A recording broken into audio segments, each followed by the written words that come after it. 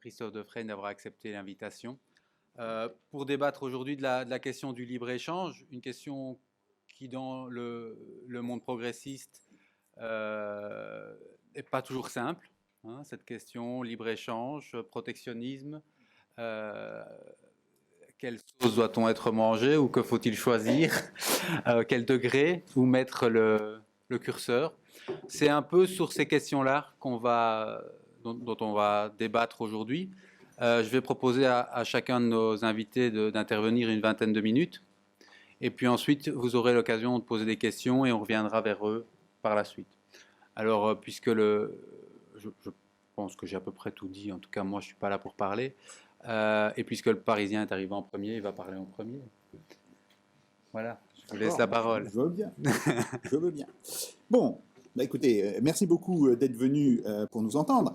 Alors, le problème du protectionnisme, du libre-échange et globalement du commerce international, c'est qu'il y a toute une série d'idées fausses, de choses qui sont pas vraiment, enfin, sont contre-intuitives en plus, et qui sont sur ce point. Disons-le tout de suite, de toutes les manières, même avec du protectionnisme, on continue d'échanger.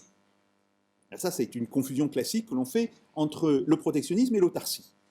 Non, le protectionnisme n'est pas l'autarcie. Ça veut dire simplement qu'on se donne les moyens de pouvoir modifier les rapports d'échange. Mais ça ne veut pas dire qu'on n'achète pas des choses à l'étranger ou qu'on n'exporte pas des choses. Et on voit bien là qu'il y a une confusion. Alors, dans un certain nombre de cas, elle est involontaire. Dans d'autres cas, elle est beaucoup plus volontaire. Parce que le modèle de l'autarcie est un modèle très particulier. C'est en fait le modèle des économies de guerre. Et encore, la Grande-Bretagne n'a pas été dans une situation d'autarcie de 1939 à 1945, même si elle a cherché à produire toute une série de choses qu'elle ne pouvait plus ou qu'elle ne souhaitait plus acheter à l'étranger. Donc, c'est un petit peu ça, hein, le cadre. Et ça nous ramène à 1945, quand on est confronté à la question de savoir quel sera le monde qui va sortir justement de cette guerre, quelles seront les règles d'échange, avec toute une série de gens qui disent « Ah oui, mais d'une certaine manière, ce qui avait provoqué la crise de 1929, c'était justement la montée du protectionnisme. » Et les gens qui disaient « Oui, d'accord, mais il y a un problème de développement qui se posera dans toute une série de pays, et on voit bien là que il y a des problèmes avec des économies naissantes, et que les économies naissantes ont besoin de protection. » D'ailleurs, c'est un fait bien connu, il n'y a pas une économie au monde, sauf la Grande-Bretagne, mais pour des raisons très spécifiques, parce qu'elle a été la première à se développer, qui se soit développée sans de fortes protections. Que ce soit la France, avec le système de Napoléon Ier, que ce soit l'Allemagne, avec l'application des idées de Friedrich List, que ce soit la Russie, que ce soit le Japon, que ce soit les États-Unis, pays qui a été très protectionniste de la fin de la guerre de sécession jusqu'au début du XXe siècle. Bon. Donc, tous les pays, en fait, se sont développés dans le cadre protectionniste. Et on voit bien pourquoi. C'est que le protectionnisme a pour but, en réalité, de rendre les productions nationales compétitives jusqu'au moment où elles atteignent des niveaux de production qui leur permettent d'être compétitifs sans barrière. Mais il y a d'autres raisons qui jouent, c'est le fait que, très souvent, dans des structures de libre-échange, on n'a pas seulement les phénomènes de concurrence. La concurrence est un très beau mécanisme, mais un mécanisme sur lequel on dit beaucoup de bêtises. Et on voit que très souvent, la concurrence réelle, ce n'est pas la concurrence des manuels, et ça peut poser effectivement toute une série de problèmes. Donc, bref, on a un débat autour de cette question-là. Et normalement, les pays se mettent d'accord pour signer une charte qui préserve à la fois, qui permet aux échanges de se développer internationalement, mais qui préserve la souveraineté des États et qui fixe en particulier une règle extrêmement importante, c'est que c'est le droit des États qui est toujours prioritaire. C'est la fameuse charte de La Havane. Vous savez que cette charte de La Havane ne sera pas ratifiée par les États-Unis, et donc on va s'orienter vers un système au départ provisoire, l'accord général sur le commerce et les tarifs douaniers, ce qu'on appelle le GATT, et après, de négociation en négociation, ce GATT sera étendu et va aboutir justement à l'OMC qui a été créé à la suite de l'Uruguay Round. Un point intéressant, c'est le nombre de pays qui ont été impliqués dans ces accords. Alors, vous savez qu'il y a actuellement plus de 170 pays aux Nations Unies. En fait, dans les premières négociations du GATT, il y a une vingtaine de pays qui sont concernés. Et la raison est très simple. On est encore dans une situation où il y a des empires coloniaux. Donc, tous les pays qui sont nés de la décolonisation, ils ne sont pas là. Ensuite, les pays du bloc soviétique, évidemment, ne font pas partie. Et les anciens pays vaincus ne font pas partie non plus. Car les règles du commerce qui vont s'appliquer à l'Allemagne et au Japon, auquel l'Italie est un petit peu particulier, mais qui vont s'appliquer à l'Allemagne et au Japon, sont des règles qui sont définies dans des accords bilatéraux et qui ne passent pas par le GATT.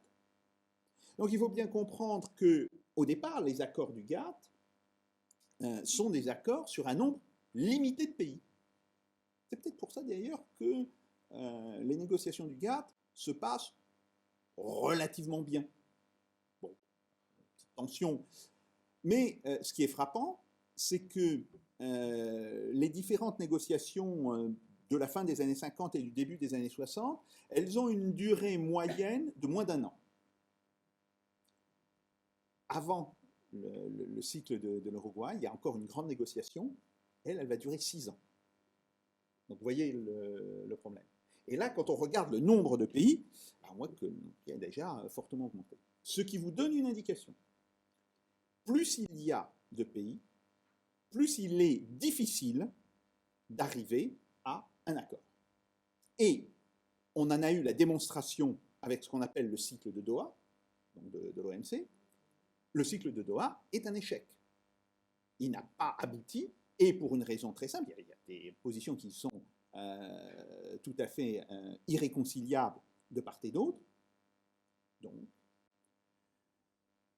les États membres de l'OMC se posent la question de savoir est-ce qu'il ne faut pas plutôt privilégier des accords régionaux, constituer des blocs commerciaux, mais qui dit des blocs commerciaux, en fait, c'est une forme de reconstitution du protectionnisme. Ou alors, est-ce qu'il faut avoir des accords bilatéraux qui sont plus ou moins étendus? Donc, c'est un point intéressant, c'est qu'on est confronté aujourd'hui à l'échec du modèle issu du GATT. Le modèle GATT-OMC qui s'est développé de manière relativement harmonieuse dans les années 50 et au début des années 60, a divergé à partir du moment où vous avez eu un nombre de partenaires qui a commencé à augmenter fortement, et ce modèle n'est plus à même de gérer, d'une certaine manière, le commerce international. C'est d'autant plus vrai qu'aujourd'hui, il y a des pays qui sont membres de l'OMC et qui envisagent d'en sortir. Car la Russie. La Russie a un argument très simple, elle dit voilà, nous sommes dans l'OMC, il y a des sanctions, ces sanctions sont contradictoires avec la charte de l'OMC, mais l'OMC, comme c'est une machine qui fonctionne au consensus, ne veut pas condamner les pays qui ont pris des sanctions contre nous, donc on ne voit pas ce qu'on fait dans l'OMC. Et ça, si vous voulez, pas des économistes qui disent ça, c'est le ministre du Commerce extérieur qui le dit. Quand vous avez des personnalités à ce niveau-là qui commencent à dire, vous dites, oula, ça commence à sentir assez mauvais. Donc, on a ce problème. c'est loin d'être le seul, parce que derrière, il y a un autre problème, c'est le problème fondamentalement de la logique légale qui, d'une certaine manière, a permis à ces accords d'avancer.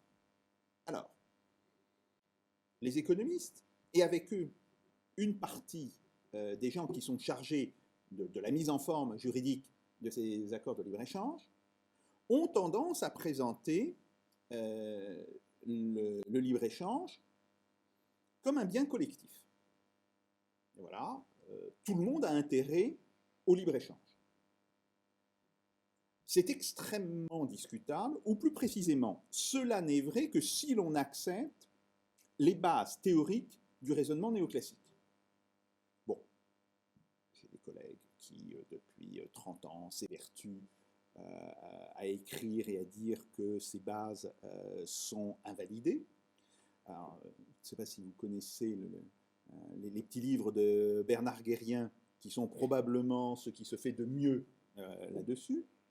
Vous avez l'ensemble de la critique qui est faite aux bases du raisonnement néoclassique à partir de la notion d'information asymétrique et d'information, je dirais, non appropriée de la même manière par la totalité des agents. Donc ça c'est l'école, Greenwald, Stiglitz, etc. Vous avez toute la réflexion sur la question des préférences individuelles. On a montré depuis maintenant une vingtaine d'années que les préférences individuelles, qui sont la véritable base de la théorie néoclassique, sont très différentes de ce qu'en dit justement cette théorie néoclassique. Bref, ce qui pose un problème, c'est que nous avons une théorie dont les bases sont pour le moins discutables, mais qui sert en fait de soubassement à un discours politique qui présente le libre-échange comme un bien collectif. Grosso modo, c'est comme si vous aviez des gens qui disaient il faut absolument faire une réglementation qui interdise des immeubles de plus de 5 étages, et nous avons la preuve que cela sera, d'une certaine manière, améliorera le bien-être global parce que la Terre est plate. Bon, la Terre est plate. En fait, la théorie néoclassique a à peu près le même rapport à la réalité que la Terre plate. C'est à peu de choses près le même niveau. Donc on a cette question. Néanmoins, ce que l'on a vu depuis une vingtaine d'années, c'est la mise en place d'un cadre juridique international de plus en plus contraignant, mais qui n'a jamais été fondé en droit. Et la raison est très simple. C'est que vous avez une logique qui vise à fonder ces mesures du point de vue de leur fonctionnalité. C'est un discours que l'on a, en particulier quand on parle avec les gens de la Commission européenne. Ils vous disent, oui d'accord, cette mesure elle est peut-être discutable en droit, mais vous voyez bien qu'elle fonctionne. Regardez, non, je ne vois pas. Vous pouvez penser qu'elle fonctionne si vous adoptez un cadre théorique d'analyse qui est le cadre de la théorie néoclassique. Si vous êtes sur un autre cadre d'analyse, ça devient extrêmement discutable. Et la réponse c'est oui, mais comme la majorité des économistes est dans le cadre d'analyse néoclassique, donc elle fonctionne. Non, là on est sur un problème scientifique et les problèmes scientifiques ne se décident pas à la majorité. Une chose est vraie ou n'est pas vraie en science, si vous voulez. Quand Pasteur défend la thèse que les microbes ne sont pas le produit de la génération spontanée, il était à peu de choses près le seul en France à le dire. Bon. Et puis, à travers une série de démonstrations, il a montré de manière irréfutable que c'était le cas. Mais si on avait dû décider pour ou contre la génération spontanée au vote, c'était la génération spontanée qui l'emportait. Vous voyez le problème. Donc, il y a quand même là des choses qui sont extrêmement gênantes. Ce qui n'empêche pas le développement de toute cette ingénierie à partir de la fonctionnalité, qui se développe de manière de plus en plus importante, et aujourd'hui, elle tend à faire référence à une notion de droit, qui est la notion de jus cogens. Bon. Alors, jus cogens, on connaît ça un petit peu sur la question des droits de l'homme, et plus précisément la question du droit de la guerre. Quand vous regardez la bibliographie juridique, il n'y a quasiment rien sur la question économique. Pourquoi? Parce que les juristes ne sont pas idiots, ont considéré que la question du droit économique était une question hautement politique et que donc on ne pouvait pas faire référence à des principes généraux comme on le fait justement sur la question du droit. L'importance de cela, c'est que l'ensemble du cadre juridique qui est hautement contestable, eh bien vous le retrouvez dans toute une série d'accords, des accords qui sont nés de l'échec du cycle de Doha à l'OMC. Je vous ai dit qu'il y avait justement cette tendance à arriver à des blocs régionaux. C'est très exactement les accords auxquels on est confronté aujourd'hui. Que ce soit feu le TAFTA, le CETA, l'accord avec le Japon. À chaque fois, vous avez la même logique. Un groupe de pays qui négocie avec un autre pays ou un autre groupe de pays et qui, dans le cadre de cette négociation, introduit, alors ce n'est pas le groupe de pays, ce sont des experts, qui introduit toute une série de clauses juridiques, alors que ce soit sur la question de l'environnement, que ce soit sur la question de la protection des investissements, etc., qui vont contraindre de manière absolument irrémédiable les législations nationales. Et quand vous remontez un petit peu la bobine, vous dites, bon d'accord, mais pourquoi vous faites ça? Quelles sont les raisons juridiques? Là, la seule réponse qui vous est, c'est, ah ben oui, mais ce type de mesure, elle est fonctionnelle. Alors, vous avez beau rappeler à ces gens que la fonctionnalité n'est pas un argument d'un point de vue juridique, il y a une espèce de refus d'envisager justement le fait que, ben non, là, on n'est plus en réalité dans le droit et on ne peut pas utiliser l'argument de la fonctionnalité, on est dans le domaine de la politique. Troisième point, ce discours de la fonctionnalité, il est basé sur quoi? Il est basé sur un récit. Si vous voulez, ce qu'on appelle, quand on veut faire un petit peu snob, ah oui, moi je connais mes sciences sociales, on parle de storytelling. Bon, c'est un récit. Et ce récit a été construit dans les années 90 et au début des années 2000, autour de cette idée, le libre-échange a apporté une croissance de l'économie absolument fantastique. Vous savez, toute une série d'auteurs qui développent ça. Le problème, c'est que quand vous mettez le nez un petit peu sérieusement dans les données, vous vous rendez compte que, tout d'abord, la croissance est extrêmement discutable.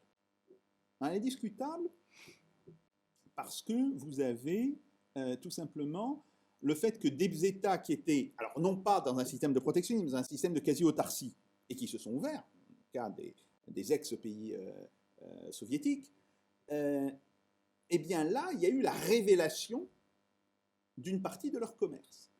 Deuxièmement, on sait très bien que les matières premières dans le Comecon étaient à des prix fixés, et ces prix étaient très bas. À partir du moment où on bascule dans le système des prix mondiaux, les prix de ces matières premières augmentent de manière considérable, ce qui tend à faire augmenter le volume du commerce international. Et ça fait augmenter aussi mécaniquement le PIB des pays qui produisent ça. Et c'est simplement un artefact statistique. Ça ne correspond pas à une réalité. Et donc, si on creuse un petit peu cette question, on s'aperçoit d'une chose. Ce n'est pas le commerce qui a tiré la croissance des pays, c'est la croissance de ces pays qui a tiré le commerce. Donc, on est dans une relation inverse. Et à partir de ce moment-là, il faut se poser la question, quels sont les cadres de politique économique qui permettent justement de favoriser la croissance et le développement des pays. Mais il faut aussi se poser la question de savoir, est-ce qu'on mesure bien la croissance et le développement? Là, j'ai enseigné pendant plus de 20 ans à l'école des hautes études, dans une formation doctorale où on faisait de l'économie du développement. Même si c'est vrai que ma spécialité, c'est plutôt, au départ, c'était plutôt l'économie russe et l'économie soviétique. Bien. J'ai pas mal discuté avec les collègues. Et on était arrivé au paradoxe suivant. Vous prenez un pays d'Afrique, l'Afrique occidentale, qui produit un bien exportable, le café par exemple, le cacao, et qui a besoin d'une production vivrière pour faire vivre sa population. Bon. Arrivent les experts de la Banque mondiale qui disent « Mais vous avez intérêt à basculer votre structure de production vers cette production commerciale, le café ou le cacao, parce que quand on regarde le niveau des prix relatifs entre le café ou le cacao et le riz ou le manioc, les prix relatifs sont tout à fait à l'avantage du bien commercial.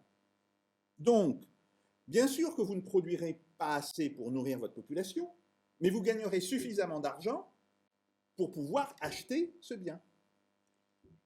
Que voilà une idée qu'elle est intéressante, comme disait Coluche. On l'applique. Et qu'est-ce qui se passe? On augmente la production de café, ou de cacao, ou d'huile d'arachide, bon, etc. Et donc, on fait baisser le prix. Ce qui fait qu'au total, vous vous retrouvez avec une économie qui produit essentiellement des biens qui sont commercialisés, donc son PIB augmente, mais si vous calculez la richesse de la population en termes de consommation alimentaire, cette richesse a diminué. Donc on se dit, la notion de PIB, ça va pour des pays développés, mais ça pose un gros problème quand on l'applique aux pays en voie de développement. Bien. Vous avez aussi le problème des économies provoquées par la pollution. Exemple, le Bangladesh. Bon. Le Bangladesh est devenu l'un des centres mondiaux où on désosse les vieux navires. On fait dans des conditions qui sont les conditions du Bangladesh, c'est-à-dire, grosso modo, à la main au chalumeau. Bref, on ne prend absolument aucune précaution. Sauf que, depuis une dizaine d'années, on s'aperçoit que les terres qui sont à côté des plages, où on fait ce genre de choses, et puis en remontant, parce que ça s'étend, deviennent contaminées. On ne peut plus produire du riz, on ne peut plus cultiver la terre dans ces régions-là. Donc, on voit que le Bangladesh, qui était dans une situation à peu près d'équilibre pour sa production vivrière, est obligé maintenant d'importer des quantités croissantes parce qu'il ne peut plus produire sur des terres qui sont contaminées. Alors, le même problème se pose avec les téléphones portables. Ah oui, les téléphones portables. Le grand joujou du préadulte et du post-adulte et de l'adulte depuis une vingtaine d'années. Ouais, mais quand le téléphone portable ne marche plus, qu'est-ce qu'on en fait? Ben, on l'envoie en Afrique se faire démonter. C'est terriblement polluant. Donc là, on voit que ce genre de réalité n'est pas pris en compte dans le PIB. Alors, si on cumule les deux, on a quand même des raisons importantes de se dire que, un, le commerce international a très peu d'impact sur la croissance. Deux, la croissance tire le commerce plus que le commerce ne tire la croissance. Trois, le type de croissance dans un cadre de libre-échange n'est pas une croissance soutenable. Et donc, si on veut que cette croissance se traduise par un réel développement, il va falloir mettre en place de nouveaux modèles de croissance. Et pour mettre ces nouveaux modèles de croissance, des formes de protection sont absolument nécessaires. Alors, je termine en vous racontant une petite histoire qui est assez amusante. C'est sur les aspects positifs du libre-échange. Ce sont mes collègues du groupement de recherche, le GDAE, de l'université de Tufts, qui ont raconté cette histoire de manière extrêmement référencée. Ils disent, au début des négociations du cycle de Doha, on annonce des effets positifs des accords à venir considérables. Et puis les économistes posent un peu la tête, ils disent, c'est quoi cette histoire? Et ils commencent à regarder un petit peu les bases de données, comment sont construits les modèles, etc. Bon, je vous la fais courte. On se rend compte, in fine, que le libre-échange n'apporte pas de croissance, ou n'apporte de la croissance qu'aux pays qui ne respectent pas le libre-échange. Exemple, la Chine. Alors vous allez dire, oui, d'accord, ça c'est des problèmes qui sont liés quand même aux pays en voie de développement, etc. Mais on a un problème ici. C'est l'euro. Allez, j'enfourche un petit peu mon cheval de bataille habituel, mais simplement pour vous raconter une petite anecdote. En 1997, un économiste, Andrew Carrows, qui était parfaitement honnête, mais son modèle qui ne marchait pas, a commencé à expliquer que l'introduction de l'euro entraînerait un triplement du commerce au sein des pays de la zone euro. Bon. Alors c'est évidemment basé sur ce type de statistiques que tous les hommes politiques ont dit « Ah, c'est génial, l'euro va nous apporter, de par son existence même, 1% de croissance en plus tous les ans. » Bon. Le même Andrew Rose a repris ses calculs 5 ans après et il est passé à 30%. On est passé de 300% à 30%, hein, un rapport de 1 à 10. Et puis il y a des gens qui ont repris ces calculs et qui ont montré que ce n'était pas 30%, c'était 3%. Autrement dit, c'est infime. Ah. Et donc ça pose quand même une très grande question. Parce que si on avait eu ce débat statistique avant de faire l'euro, peut-être qu'on y aurait regardé à deux fois.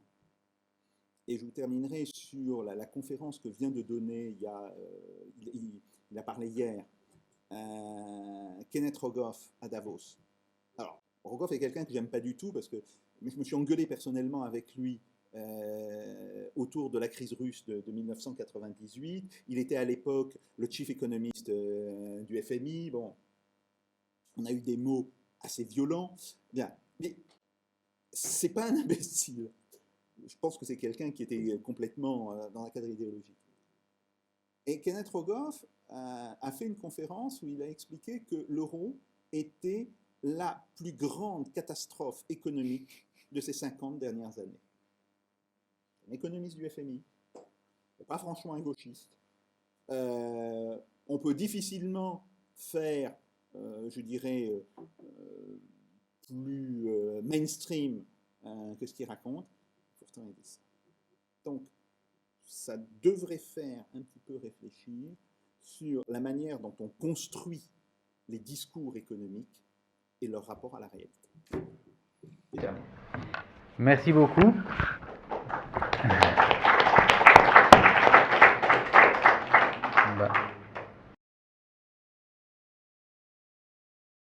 Alors effectivement, le libre-échangisme, ça a toujours été la doctrine économique d'une puissance économique dominante.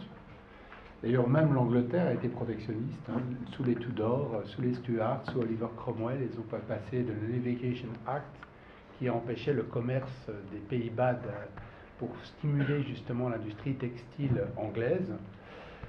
Elle s'est protégée de la concurrence des textiles indiens qui étaient plus avantageux que les textiles britanniques. Et Partha Sarathy a fait tout un ouvrage très convaincant pour montrer que sans ce protectionnisme anglais, le textile anglais n'aurait pas pu survivre face à la concurrence de l'Inde. Et donc, ensuite, on a pu voir comment les États-Unis sont devenus protectionnistes avec Hamilton, le rapport sur la manufacture en 1795, et puis ensuite l'application du tarif d'Abraham Lincoln en 1861, qui est d'ailleurs la cause de la guerre civile américaine, la cause principale en tout cas. On a pu voir comment des États, chaque fois qu'ils ont voulu construire une base industrielle, alors qu'ils étaient en rattrapage face à des pays plus avancés, ont tous été protectionnistes. En fait, ils ont développer les arguments, l'analyse de Marx ou de Friedrich List, c'est-à-dire qu'il fallait protéger l'industrie dans l'enfance pour faire face à la concurrence étrangère. Et c'est vrai de toutes les puissances industrielles modernes. Le Japon, l'Allemagne, la Grande-Bretagne, la France, l'Italie, la Russie, hein, déjà à l'époque tsariste, avec 8 voilà. Donc c'est vraiment quelque chose de totalement standard et connu. Et d'ailleurs, jusque récemment, la puissance dominante, les États-Unis, était libre-échangiste jusqu'à ce qu'à un moment donné, il y ait un pays qui commence à prendre une part croissante dans l'économie mondiale, qui est la Chine, et maintenant, elle commence à remettre en cause ce libre-échangisme parce qu'elle est plutôt sur la défensive. Bon, c'est une théorie qui a toujours existé, qui a eu comme fondateur David Ricardo, qui était d'ailleurs la plupart des facs d'économie, on n'enseigne pas qui est David Ricardo. Hein. David Ricardo est principalement un investment banker, c'est un stockbroker, c'est quelqu'un qui est devenu rapidement l'équivalent de milliardaire aujourd'hui. Il faisait partie du 0,01% de la population la plus riche britannique au moment où il fait ses principes d'économie politique. Il achète même un bourg pourri pour être représentant au Parlement et défendre ses positions au Parlement. Et accessoirement, il écrit un peu des ouvrages d'économie pour convaincre en fait des théories qui finalement vont aider en fait ses amis investisseurs dans l'industrie britannique, puisqu'il dit globalement tout le reste de l'Europe doit se spécialiser dans l'agriculture et notre avantage comparatif, là où on est les moins mauvais, excusez-nous, c'est l'industrie. Donc nous on va faire l'industrie et vous êtes vachement meilleurs dans l'agriculture, donc s'il vous plaît faites l'agriculture. La deuxième erreur de Ricardo, je ne pense pas qu'il était imbécile, je pense que c'est un peu de la mauvaise foi quand même, c'est qu'il raisonne comme si on était en concurrence parfaite. Le problème, c'est que vous spécialisez dans l'huile d'olive, il y a des milliers de producteurs. Mais vous vous spécialisez dans les logiciels Microsoft, il y a un producteur. Donc effectivement, vous n'allez pas avoir le même rapport de force. Et puis évidemment, quand vous spécialisez dans des secteurs qui ne sont pas high-tech, qui ne vont pas stimuler la recherche et le développement, vous n'allez pas avoir la même trajectoire de connaissances scientifiques que les pays qui se spécialisent par exemple dans la chimie, l'électronique, l'informatique. Donc effectivement, sur les dynamiques technologiques de long terme, une spécialisation dans des activités intensives en travail et en terre est généralement assez catastrophique. Et en plus, il n'y a pas d'économie d'échelle, ce qui veut dire que c'est pas grave, il n'y a pas de problème de rattrapage. Dès que vous dites qu'il y a des économies d'échelle, les premiers pays industrialisés qui commencent à avoir de l'expérience et des tailles vont produire de manière plus efficace que les autres qui doivent les rattraper. Et si on a des économies d'échelle, la seule manière de les rattraper, comme d'ailleurs Krugman l'a très bien montré, c'est de faire un protectionnisme de l'industrie dans l'enfance pendant la période d'apprentissage. Alors, évidemment, si on fait de l'analyse d'histoire économique et pas effectivement simplement de l'analyse théorique, le protectionnisme dans l'industrie de l'enfance, c'est ce qui a permis à des pays de rattraper les pays les plus avancés. C'est ce qui a permis à l'Allemagne, au Japon. Cependant, le capitalisme, dans la manière dont il fonctionne, connaît des crises récurrentes qui sont liées à des théories de cycles. Alors on peut être marxiste ou schumpeterien, mais enfin, ces cycles existent. Quand on a eu la construction ferroviaire entre 1830 et 1860, on a eu une très forte période de croissance. Après, lorsqu'on a eu le ralentissement suite, je dirais, à la diffusion de ces innovations et de ces nouvelles technologies, on a eu rapidement un détournement des investissements de la sphère productive vers la sphère financière, et on a à ce moment-là eu des spéculations financières plus importantes, qui ont mené à une grave crise financière en 1873, la Gründerkrise, qui a d'abord touché en premier l'Autriche, puis la bourse de Berlin, puis la bourse de New York. Et suite à cette Gründerkrise, ce qui ne va pas des fois s'en rappeler 2008 ou 1929, c'est qu'on a eu un ralentissement de l'économie à cause du crédit crunch, que les banques étaient dans difficulté, elles ont elles-mêmes mis en difficulté les entreprises, comme en 2008, qu'on a eu à ce moment-là un ralentissement de la production, et qu'on a eu par la suite une montée des politiques protectionnistes partout. L'Allemagne a commencé en 1879, en faisant un tarif protectionniste très dur sous Bismarck, qui jusqu'à présent avait été libre-échangiste. Ensuite, on a eu la loi Méline en France en 1892, on a eu le tarif McKinley aux États-Unis à peu près à la même période, l'Italie a fait un tarif protectionniste, la Russie a fait un tarif protectionniste à cette époque. Seule la Grande-Bretagne, qui était plus avancée, a continué à dire on promeut le libre-échange, mais même en Angleterre, il y avait des campagnes nationalistes de Buy British, Don't Buy German. Donc c'était quand même déjà une autre vision.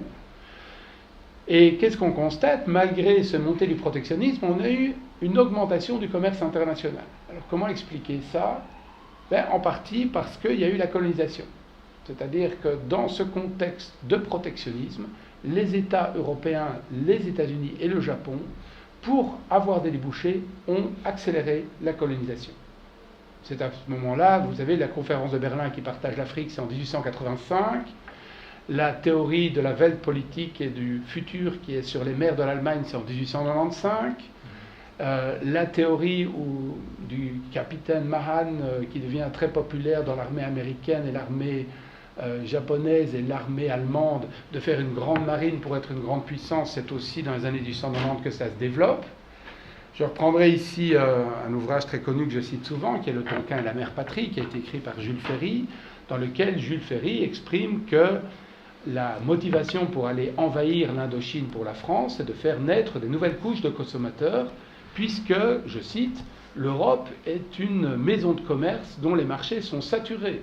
Donc, la colonisation est vue comme une manière d'avoir des nouveaux débouchés, des nouvelles matières premières éventuellement. Le problème, c'est qu'évidemment, cette logique de protectionnisme et de course à la colonisation va amener à une logique de course aux armements. On va avoir une course aux armements militaires entre la Grande-Bretagne, l'Allemagne, la France, le Japon. Et cette course aux armements va finalement créer un climat de tension internationale qui va être très fort et qui va amener jusqu'à la Première Guerre mondiale. Et il y a clairement, je veux dire, si on analyse les racines économiques de la Première Guerre mondiale, la montée en puissance des dépenses militaires à l'époque, les tensions commerciales qui se font entre la Grande-Bretagne et l'Allemagne, c'est assez clair de voir qu'il y a un lien entre cette crise de 1873, ce montée du protectionnisme global, parce que là il ne s'agit pas spécialement seulement de protéger des pays qui sont en train de s'industrialiser, mais des fois des pays déjà avancés, et que cette course aux colonies pour avoir des débouchés va mener à la Première Guerre mondiale. C'est une analyse tout à fait classique. Je citerai évidemment pourquoi est-ce qu'elle n'est pas plus enseignée. Si on lit Charles Mayer, un des plus grands professeurs d'histoire de Harvard, il y avait quand même un petit problème. C'est que cette théorie, c'est celle de Hobson, et puis elle a été reprise par un Vladimir Ilyich Ulyanov qui s'appelait Lénine. Donc pendant des années, on ne l'a pas enseignée à cause de la guerre froide en Europe de l'Ouest et aux États-Unis, parce qu'elle était marxiste-léniniste. C'est-à-dire que la Première Guerre mondiale a une cause...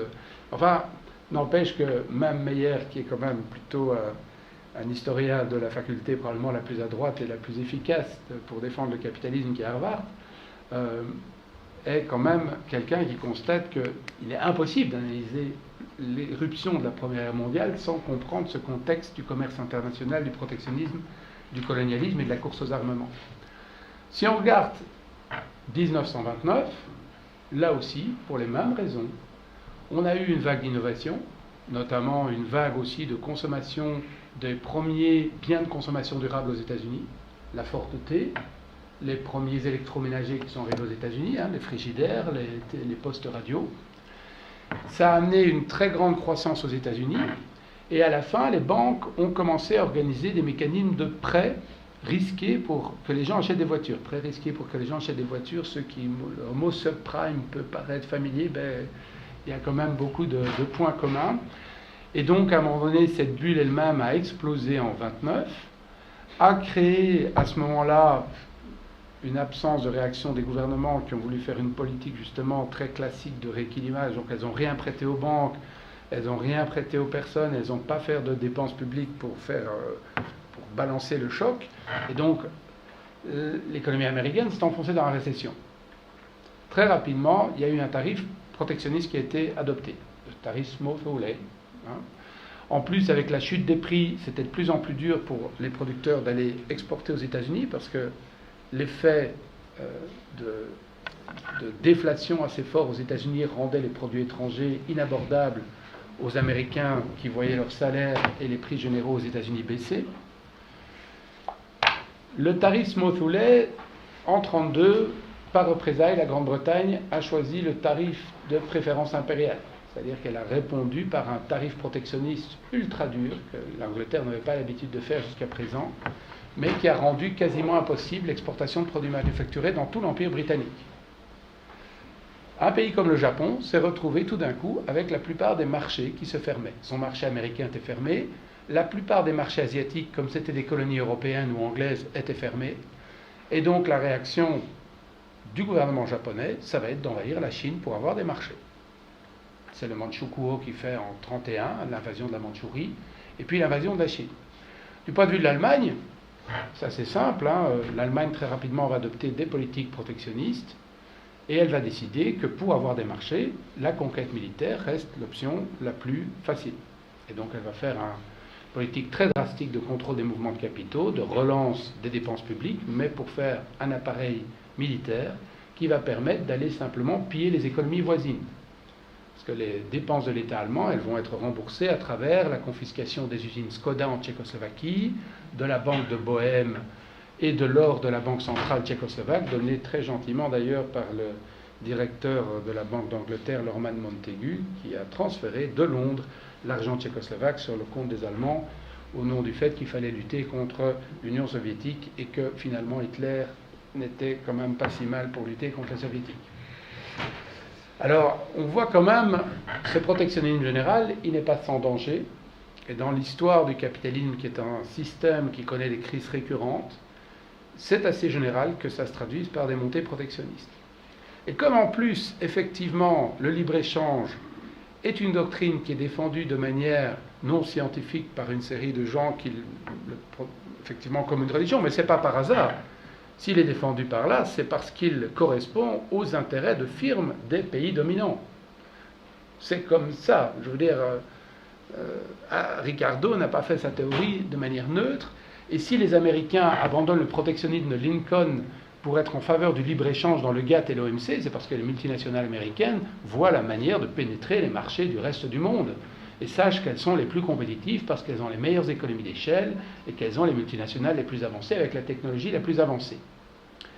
Alors, ce qui explique aujourd'hui la plus grande difficulté, je suis assez d'accord avec Jacques Sapir là-dessus. D'abord, effectivement, il y a plus de pays. On a vu, ici, ça c'est les accords bilatéraux, les accords régionaux, tels que vous les voyez monter, notifiés à l'OMC. Vous voyez qu'il y a quand même une accélération assez forte autour des années 2000 par rapport à ce qu'on avait connu. Et voilà la situation en 2003. En 2006, oui, enfin, les accords, c'est en 2003, c'est un document de 2005. Vous voyez tous les accords bilatéraux. C'est pour vous dire comme c'est devenu extrêmement compliqué, parce qu'il y a 400 accords bilatéraux ou régionaux qui sont notifiés. Et c'est pour autant vous dire que négocier un accord multilatéral des 150 pays de l'OMC, quand vous avez 400 pays qui négocient parallèlement, enfin qu'il y a 400 accords qui se négocient en parallèle, l'Union européenne, pendant des années, a négocié en parallèle des accords avec le Canada, les États-Unis, le Japon, la Corée, le Brésil, le Mercosur, l'Afrique du Sud, voilà. Donc, et tout en négociant le processus de Doha dans le cadre de l'OMC. Pour vous dire quand même que c'est extrêmement compliqué. Maintenant, ce qui a, pour moi, bloqué de plus en plus le processus du GATT et de l'OMC, c'est d'abord le rapport de force.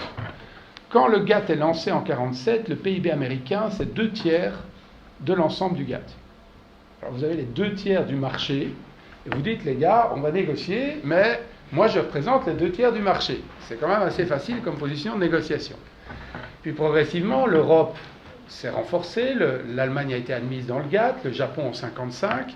Donc à partir de là, il y a d'autres joueurs. Et puis, il y a la décolonisation, donc il y a plus de membres, effectivement.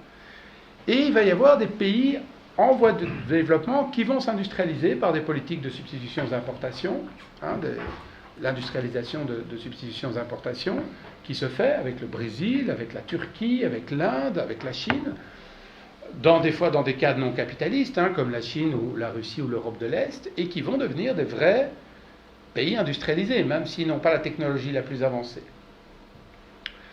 Et ces pays-là, certains vont finalement abandonner leur tentative d'industrialisation au moment de la crise de la dette dans les années 80-90, où en fait le FMI va leur imposer d'abandonner ces programmes d'industrialisation, avec des conséquences souvent désastreuses. C'est-à-dire, si on regarde la Pologne ou la Hongrie, ils ont quasiment perdu toute leur industrie nationale. Ce ne sont que des multinationales étrangères qui ont racheté.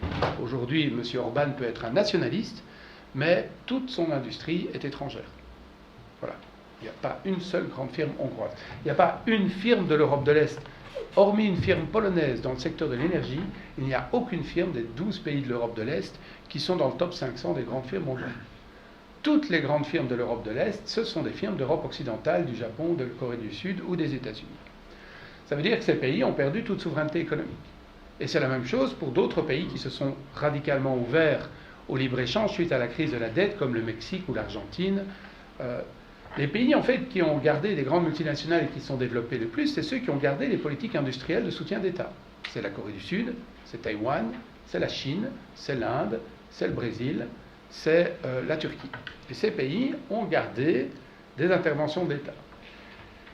Mais pour eux, ils sont dans une stratégie listienne. On fait des champions nationaux, on ne peut pas être totalement libre-échangiste, il faut quand même qu'on ait des grandes firmes mondiales, puisqu'on voit que les pays les plus développés ont des grandes multinationales. Donc le but du Parti communiste chinois aujourd'hui, c'est de faire 80 grandes multinationales. Il le fait à travers la SASAC, à travers le Conseil d'État, et à travers le MOFCOM, qui sont des institutions qui font une politique industrielle pour favoriser la concentration des grands groupes chinois et permettre de faire émerger des grandes multinationales chinoises pour ne pas dépendre des grandes multinationales allemandes ou américaines. Le premier producteur d'automobiles en Chine aujourd'hui, c'est Volkswagen. Mais les firmes chinoises comme Geely rachètent Volvo en Europe pour essayer d'avoir la technologie de Volvo pour essayer de rattraper Volkswagen. Alors que si vous regardez d'autres pays, comme la Yougoslavie ou l'ex-Yougoslavie ou la Roumanie, ils ont abandonné leur production automobile et c'est les firmes étrangères qui l'ont récupérée. Dacia, c'est Renault aujourd'hui. Donc, la Chine ou d'autres pays de grande taille, notamment, on va dire, c'est essentiellement l'Inde et le Brésil, il y en a d'autres aussi de taille intermédiaire, comme l'Indonésie, qui essaye de jouer un peu à ça, un peu la Thaïlande, un peu la Turquie. Enfin, c'est surtout la Chine qui, pour la première fois, est capable d'avoir une centaine de firmes dans le top 500 mondial. Essentiellement des firmes d'État, essentiellement des firmes protégées par l'État, et s'il n'y avait pas cette protection d'État, elles ne seraient pas là. Mais là, ça veut dire qu'évidemment, depuis les années 2000, il y a des grandes puissances industrielles qui ne sont pas des nations occidentales et qui veulent continuer à essayer de faire un processus de rattrapage pour leurs firmes. Ce processus de rattrapage, il utilise les mêmes méthodes que l'État américain ou les États comme la France ou l'Allemagne ont utilisées, c'est-à-dire ils veulent du protectionnisme de l'industrie dans l'enfance, ils veulent des économies d'échelle, donc ils vont attribuer des marchés publics essentiellement à leurs firmes nationales, ils refusent un droit de la concurrence parce qu'ils considèrent qu'il faut une position de monopole pour permettre aux firmes nationales de monter, et justement, le but principal demandé par les Occidentaux dans le cadre de l'OMC, c'est ça. Ce qu'on appelle les Singapore Issues qui ont été amenés à la conférence de l'OMC en 1996, juste après la conclusion de l'Uruguay Round et la création de l'OMC, la première conférence de l'OMC, l'Europe et les États-Unis sont venus avec la position « on va faire les Singapore Issues ». C'est-à-dire qu'on va globalement demander à tous les pays de s'ouvrir aux investissements directs étrangers beaucoup plus, d'avoir un cadre qui protège beaucoup plus la propriété intellectuelle, de renoncer à utiliser les marchés publics de l'État pour développer les firmes nationales, il faut que les marchés publics soient ouverts à la concurrence internationale, et d'imposer des droits de la concurrence. Ce que les États-Unis n'ont jamais fait. La Grande-Bretagne n'a jamais fait, la France n'a jamais fait. Mais il faudrait que les pays du tiers-monde le fassent. Évidemment, Vous savez, au Parti communiste, ils ne sont pas plus stupides que les autres en Chine. Monsieur Modi ou le Parti du Congrès indien, ses opposants, ne sont pas plus stupides. Ils comprennent quand même là où veulent venir avec leurs gros sabots les Occidentaux. Et donc, quand ils sont venus à Seattle en 1999, à la première conférence pour essayer de relancer le round avant la conférence de Doha, l'Inde a dit « Ah ben c'est ça votre négociation, mais on ne s'assied pas à la table. » Puis l'Inde et le Brésil ont résisté. Et derrière eux, la Chine disait « Allez-y, allez-y ». Comme elle venait de rentrer, elle faisait profil bas, mais globalement, il y avait un certain accord. Et comme le prix des matières premières était élevé, et que pour des pays comme par exemple le Brésil, ils exportaient énormément vers la Chine de matières premières et que le prix montait, le Brésil ne s'est pas retrouvé avec des difficultés financières comme dans les années 80, comme au moment de l'Uruguay Round. Pendant l'Uruguay Round, la plupart des pays de l'Europe de l'Est, y compris des pays socialistes, c'est-à-dire, dits socialistes, c'est-à-dire la Yougoslavie, la Pologne, la Roumanie, la Hongrie, connaissaient une crise de la dette. Et le FMI venait les aider en imposant les mêmes règles. Toute l'Amérique latine était dans une crise de la dette. 50 pays d'Afrique étaient dans une crise de la dette. 10 pays de l'Asie étaient dans une crise de la dette. Parce que, globalement, elles avaient un emprunt extérieur qu'elles ne savent pas rembourser. À la fin des années 90, suite aux crises répétées qu'ont connues, des crises financières répétées qu'ont connues les pays du tiers-monde, et dont d'ailleurs vous avez parlé dans plusieurs de vos livres, notamment il y a eu des réactions très fortes en Asie de l'Est et en Russie, surtout après la crise des GKO, la fameuse crise financière qui a d'ailleurs mis on peut dire la fin de la carrière de M. Yeltsin. Et à ce moment-là, il y a eu une volonté de plusieurs États, comme la Russie, le Brésil, comme la Corée du Sud, comme l'Indonésie et la Chine, de ne jamais se retrouver dans les mains du FMI et d'avoir toujours un surplus commercial pour ne pas se retrouver dans la même situation que certains pays asiatiques ou latino-américains dans les années 90. Et à partir de là, quelle a été à partir du moment où ces pays n'étaient pas dans une situation de dette grave, sous la coupe du FMI, et le FMI, ça veut dire essentiellement les gouvernements occidentaux, ils ont pu résister aux demandes des États-Unis et de l'Europe à l'OMC. Et c'est pour ça que le round de Doha n'a pas fonctionné. Et la part de l'Europe et des États-Unis dans l'économie mondiale n'a cessé de baisser entre-temps. Ces pays ont une... Et donc, le rapport de force s'est complètement changé. C'est-à-dire que si vous regardez ici, moi je peux vous montrer, j'aurai pas le temps de vous montrer tous ces beaux graphiques, mais enfin, si on regarde ici par exemple, rien que depuis les années 90, donc la part de l'économie mondiale, vous voyez les États-Unis, vous voyez les BRICS. Ouais. Ben voilà, ça vous dit quand même comment le rapport de force a changé. C'est-à-dire que maintenant, les États-Unis, si on regarde Brésil, Russie, Inde, Chine, Afrique du Sud, ils ont un PIB qui est plus important aujourd'hui que le PIB américain. La Chine à elle seule, qui fait le gros de la croissance, parce que vous voyez que l'Inde c'est beaucoup moins fort, et même tous les Next 11, donc c'est essentiellement la Chine qui a changé la donne, mais ça veut dire que quelque part, regardez où était l'Union européenne pour négocier en 90 à la fin de l'Uruguay Round, regardez où elle se trouve au moment du Doha Round. Effectivement, la Chine ou d'autres pays émergents sont en train de changer le rapport de force des négociations du commerce international. Et c'est pour ça que le round de Doha, fondamentalement, ne fonctionne pas. Non seulement la plupart des pays en voie de développement ne sont plus convaincus de l'argument néolibéral, parce que les pays qui ont adopté le plus le libre-échange sont les pays qui ont souvent le moins bien réussi.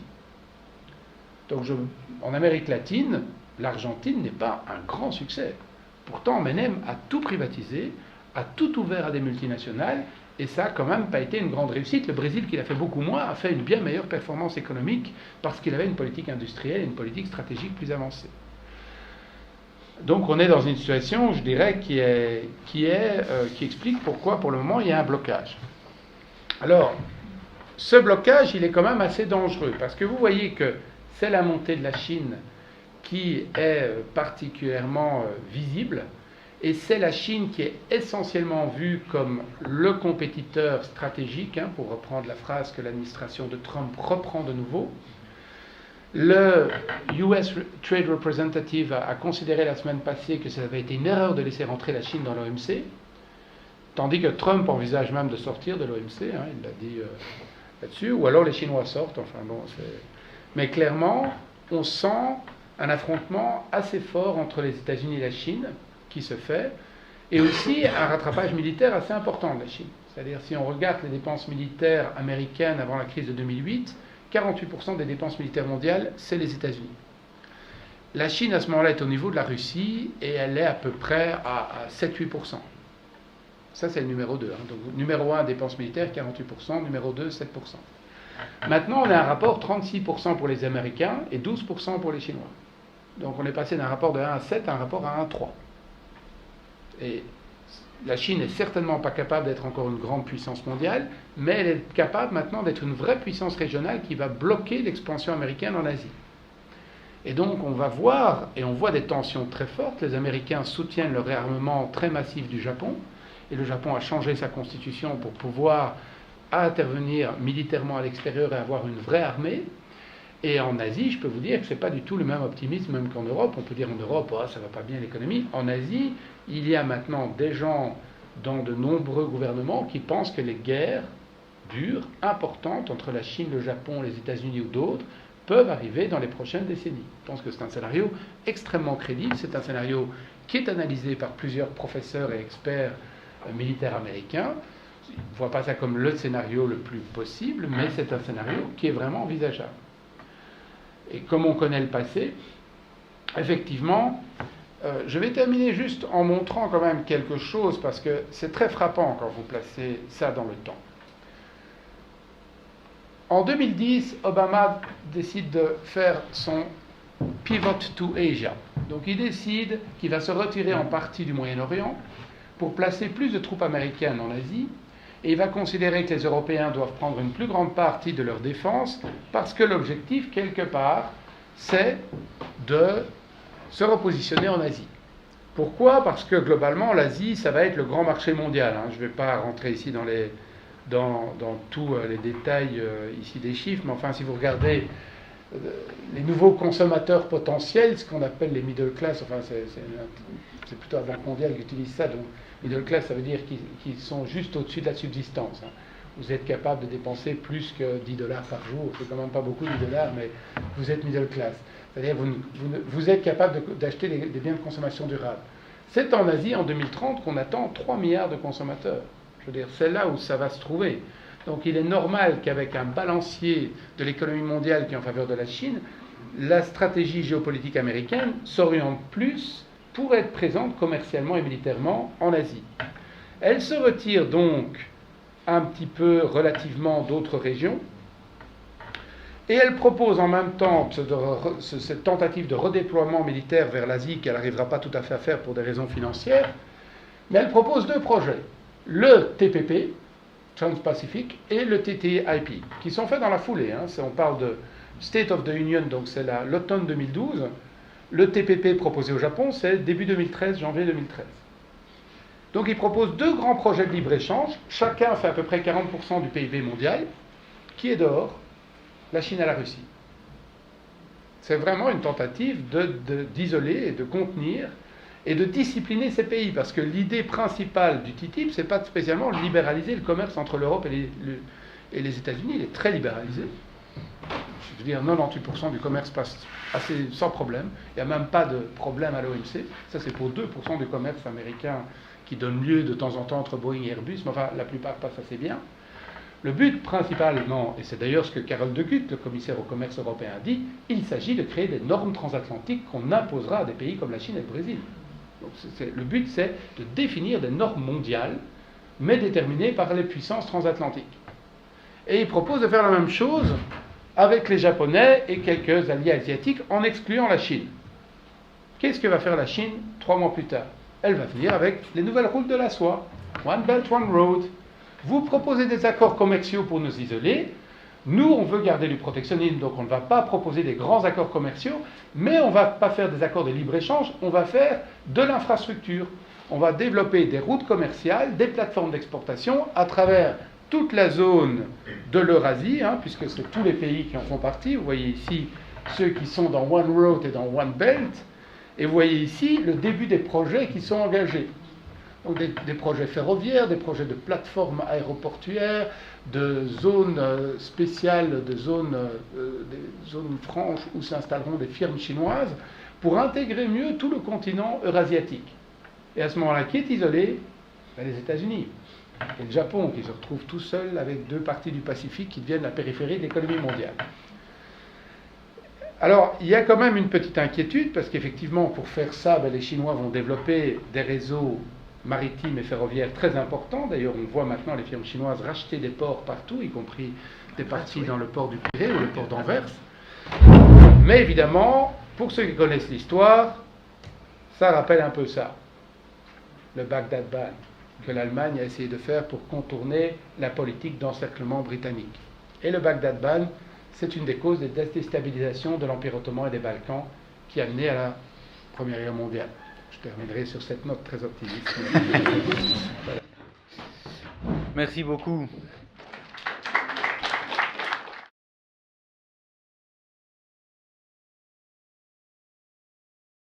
Normalement, l'Union européenne a établi des normes écologiques.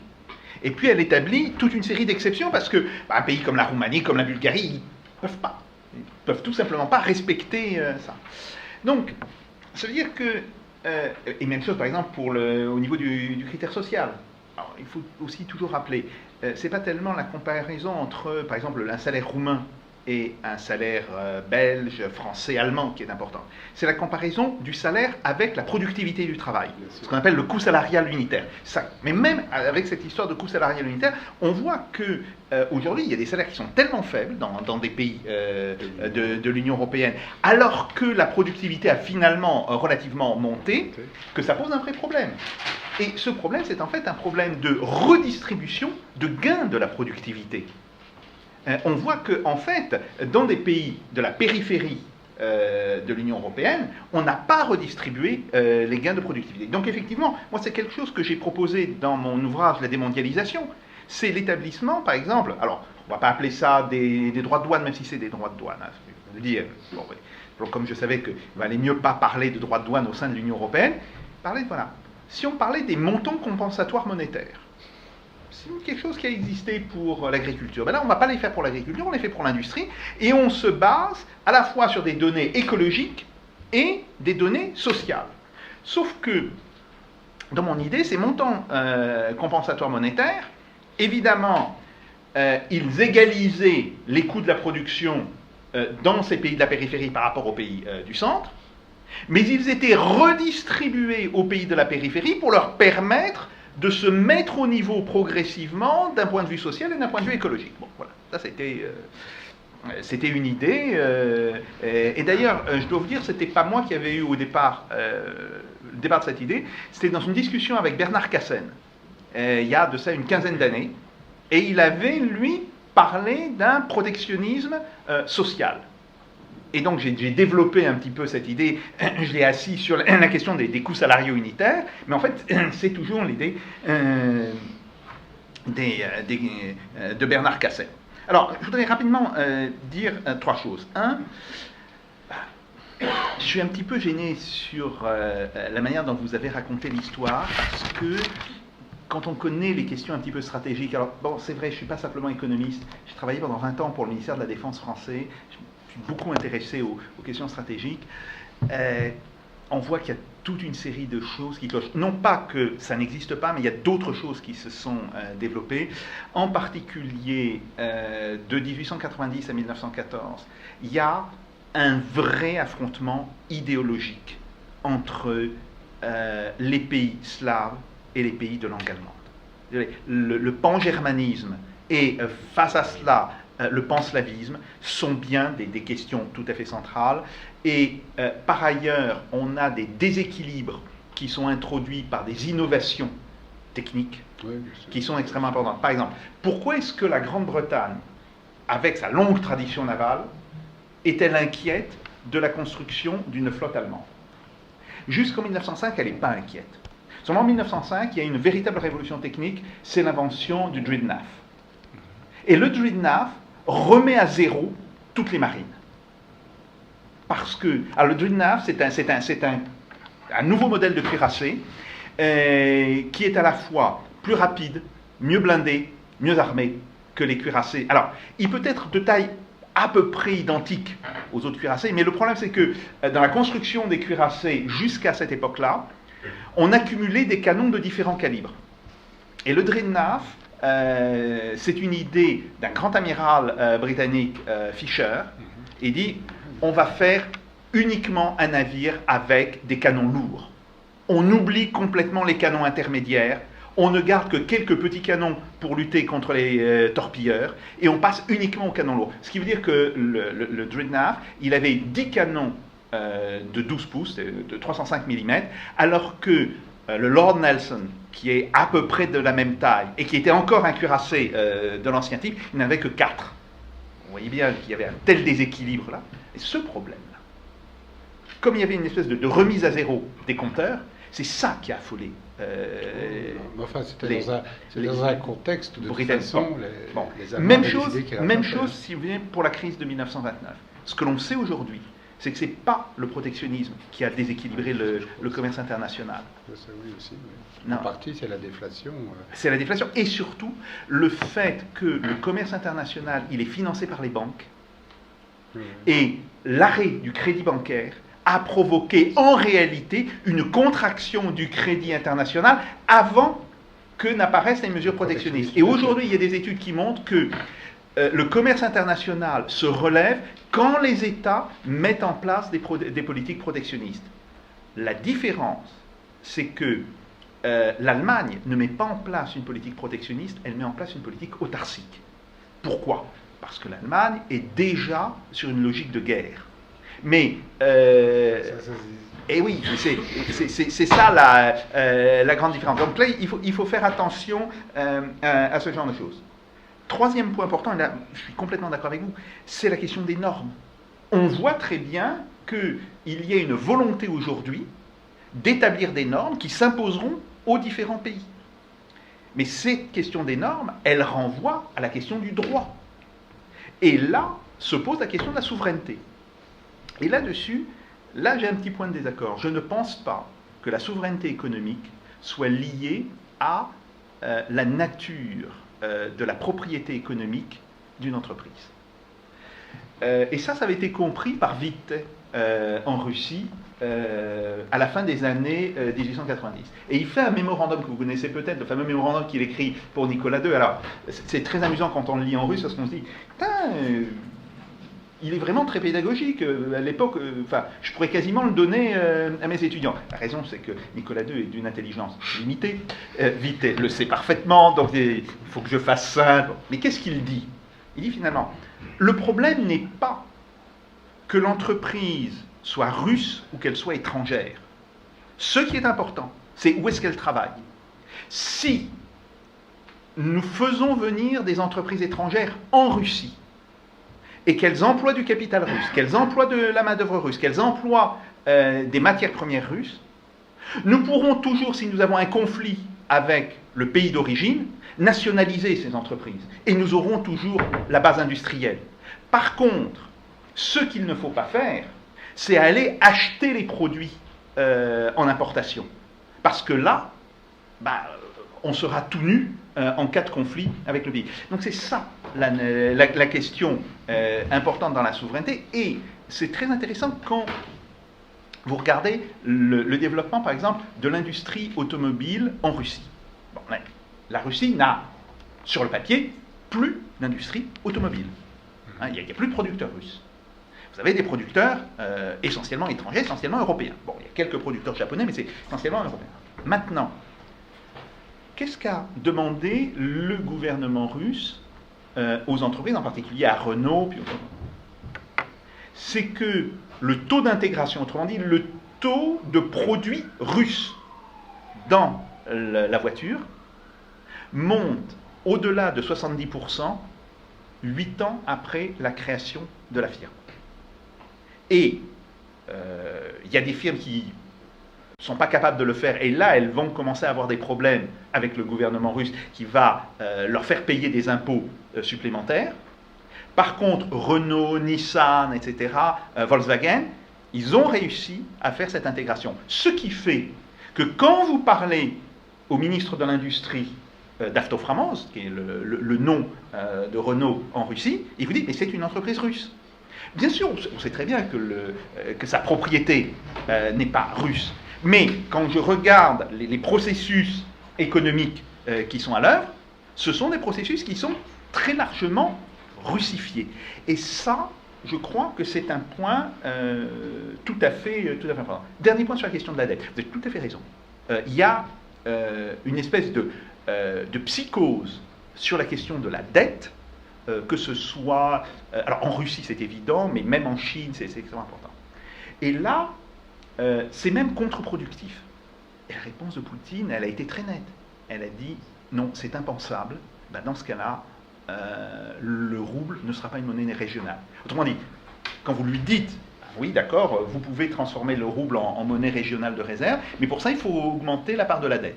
Il bloque sur la dette et il préfère abandonner son objectif géopolitique. De 98, ça, quand même. Ben, bien sûr, je sais bien que c'est ça, mais si vous voulez, 25% du PIB, ça reste encore extrêmement raisonnable. Bon, non, mais même ça, il y a un blocage de Poutine, et c'était très intéressant de voir, effectivement, ça va complètement dans le sens que vous avez dit, il préfère sacrifier l'objectif géopolitique plutôt que de prendre le risque d'augmenter sa dette. Et ça, j'ai été très impressionné de l'entendre dire ça. Est-ce que tu veux répondre? Oui, il y a le problème écologique d'abord. Alors, le problème écologique, j'avais préparé 2-3 slides parce qu'il faut quand même être conscient de plein d'idées reçues. Donc ça, vous voyez Pékin, vous voyez les écoles à Pékin lorsqu'il y a eu la fermeture de certaines écoles. Et ceci, c'est Varsovie. Ouais. Et ça, c'est la Bulgarie. Et ça, c'est les statistiques de l'Organisation mondiale de la santé sur le nombre de morts par 100 habitants dus à la pollution de l'air. La Bulgarie arrive en numéro 2, la Hongrie arrive un petit peu plus, la Lettonie, donc 3 pays de l'Union, la Lituanie, la Roumanie, la Pologne, la Croatie. La Hongrie fait un peu moins bien que la Chine. Donc on meurt plus de la pollution en Hongrie qu'en Chine. Hein. C'est dans l'Union européenne, je signale. Les salaires croates aujourd'hui sont 20% inférieurs aux salaires de Shanghai, de Canton ou de Pékin. Croate, hein. C'est un pays de l'Union européenne, c'est pas le plus pauvre. Hein. La Bulgarie, c'est encore plus bas. Donc les salaires chinois, ils ont quand même progressé de 400% en 15 ans. Donc je veux dire, ceux de l'Europe de l'Est progressent beaucoup moins vite. Et donc, parler déjà, je dirais, d'une Europe sociale qui se protégerait et qui essayerait d'imposer des standards, ce serait déjà pas mal qu'elle l'impose au sein de l'Europe. Parce que quand on a des salaires bulgares qui font qu'aujourd'hui des ouvriers bulgares travaillent dans le découpage de la viande en Allemagne pour 3 € de l'heure, alors que le salaire minimum allemand est de 8 €, pourquoi est-ce qu'ils le font? Parce qu'en fait, c'est des travailleurs détachés, donc ils ne sont pas soumis à la réglementation du pays hôte, mais du pays d'origine. Hein, c'est une manière de contourner joyeusement les amendements Bolkestein qui ont soi-disant été faits pour ramener le risque de concurrence sociale. Ben non, il est toujours là, le risque de concurrence sociale. Il y a plein de travailleurs qui travaillent en Allemagne en dessous du salaire minimum. Ce ne sont pas des travailleurs allemands, c'est des travailleurs roumains ou bulgares. Alors, je dis ça aussi parce que, je veux dire, en Europe, on a une tendance plutôt à la baisse des salaires pour toute une série de la population européenne, et on ne l'a pas en Chine. Donc je pense que, et c'est pas dû à la concurrence essentiellement chinoise, c'est même dû à la concurrence intra-européenne, et au fait que les multinationales à l'intérieur de l'Europe menacent des délocalisations à l'intérieur de l'Europe. Vous savez, les travailleurs de Bosch en France, ils ont travaillé 39 heures à la place de 35, parce que sinon Bosch allait en Pologne. Alors la deuxième chose, je pense qu'essentiellement la position, se réjouir que la Chine n'ait pas de statut d'économie de marché, ça me paraît assez stupide de la part de syndicats, parce qu'effectivement ça montre qu'ils ont une logique économique très particulière pour des syndicats, qui n'ont pas beaucoup de solidarité pour les travailleurs chinois. Moi, si j'étais syndicaliste, je soutiendrais plutôt les luttes des travailleurs chinois pour avoir des syndicats indépendants en Chine qui défendent les travailleurs les conditions de travail des Chinois. Si au contraire on impose du protectionnisme social et environnemental à la Chine ou à l'Inde, ça créera des réactions nationalistes hostiles à l'Europe qui seront contre-productives. Ça, pour moi, il n'y a absolument aucun... Il n'y a personne en Chine ou en Inde qui trouvera que c'est un progrès pour les travailleurs chinois ou indiens d'avoir ce genre de normes sociales ou environnementales. Ça, c'est un dream world occidental. Par contre, ce que je trouve un petit peu dommage, c'est qu'effectivement, on laisse des firmes occidentales utiliser de la main-d'œuvre chinoise qui ne respectent pas du tout les conventions de leur pays. Mais ça, on pourrait plutôt, au lieu de s'attaquer au protectionnisme des produits chinois, attaquons peut-être nous à la manière dont Volkswagen ou Nokia utilisent des travailleurs chinois, la manière dont Foxconn utilise pour Apple des travailleurs chinois. Parce qu'on pourrait plutôt sanctionner les firmes qui font des bénéfices de l'exploitation des travailleurs chinois que de sanctionner l'importation des produits chinois. Je pense que c'est quand même plus logique. Alors effectivement, au sein de l'Union européenne, il y a des déséquilibres qui sont majeurs. Moi, je pense quand même qu'aujourd'hui, la propriété d'une firme est quand même très importante. Parce que l'exemple de la Russie, d'abord, c'est un cas un peu particulier. C'est un grand pays qui peut avoir une politique souveraine et imposer certaines conditions. La Bulgarie ou le Maroc ne peuvent pas imposer exactement les mêmes parce qu'elles n'ont pas le rapport de force pour le faire et qu'elles sont en concurrence les uns avec les autres. C'est-à-dire que les firmes automobiles dont vous parlez en Russie, elles viennent parce que le marché russe est important. Les firmes qui viennent en Bulgarie ou en Lituanie, elles viennent pour produire et pour exporter vers le marché allemand ou le marché français. Donc je pense que le rapport de force n'est pas tout à fait le même. Et la Russie est aussi une base de réexport. Oui, mais quand même, majoritairement, c'est pour le marché russe. Je pense quand même que quand on regarde aujourd'hui, la plupart des multinationales évitent dans une possibilité ce risque de russification, par exemple. Comment est-ce qu'elles font? En essayant de garder le maximum de recherche et développement dans leur pays d'origine. Alors évidemment, c'est une bataille. C'est-à-dire, par exemple, la Chine va essayer de faire venir de la technologie Airbus pour produire des Airbus. Et selon le rapport de force, elle est réussie. C'est-à-dire que la Chine, pour moi, peut réussir à capter de la technologie comme ça, et la Russie, oui. Je ne pense pas que la Tunisie peut le faire, par exemple. Et d'ailleurs, la Tunisie n'a pas réussi à le faire. Enfin, je veux dire, il y a eu des filiales de textiles français ou italiens qui sont allés en Tunisie. Globalement, quand elles ont dû délocaliser et choisir la Chine comme zone d'implantation, le Bangladesh plutôt que la Tunisie, le textile tunisien s'est retrouvé très très mal après 2005 lorsqu'on a eu la fin de l'accord sur le... Oui, mais c'est ça. Voilà. C'est le problème de la fin de l'accord en multifibre. En partie, mais ça voulait dire que finalement la base industrielle, elle bougeait très fort. Moi, je vais montrer ici quand même un chiffre qui vaut la peine d'être noté parce que c'est ce que Krugman appelait les leprechaun economics. Donc je vais montrer ici la croissance ici que vous avez en Irlande. Parce que quand même, c'est fantastique. On a un pays qui avait 27% de croissance en 2015. Ça se discute quasiment jamais. C'est quand même extraordinaire. Un pays qui fait... Je veux dire, même Staline, dans les périodes de grande réquisition, n'a jamais réussi à faire ça. Même les États-Unis sous Roosevelt en 1942 n'ont jamais réussi à faire ça. Alors comment est-ce qu'on explique ça? Ça, c'est d'abord, vous voyez le PIB. Ce qui est donc produit par habitant, ça c'est en rouge, ça monte. Et vous regardez déjà... Le revenu national net par habitant, lui, il ne monte pas. Ah, ça c'est dommage, parce que ça c'est ce qui explique vraiment ce que gagnent les Irlandais. C'est-à-dire qu'effectivement, la production augmente, mais les bénéfices sont rapatriés.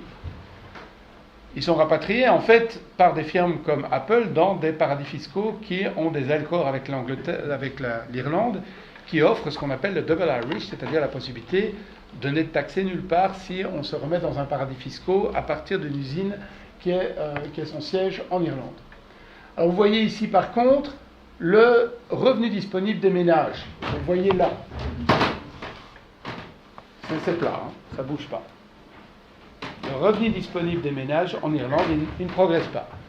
C'est pour ça que cette merveilleuse réussite irlandaise dont la Commission nous parle tout le temps, oui, c'est une réussite pour les multinationales américaines. Comment expliquer ce pourcentage de croissance énorme?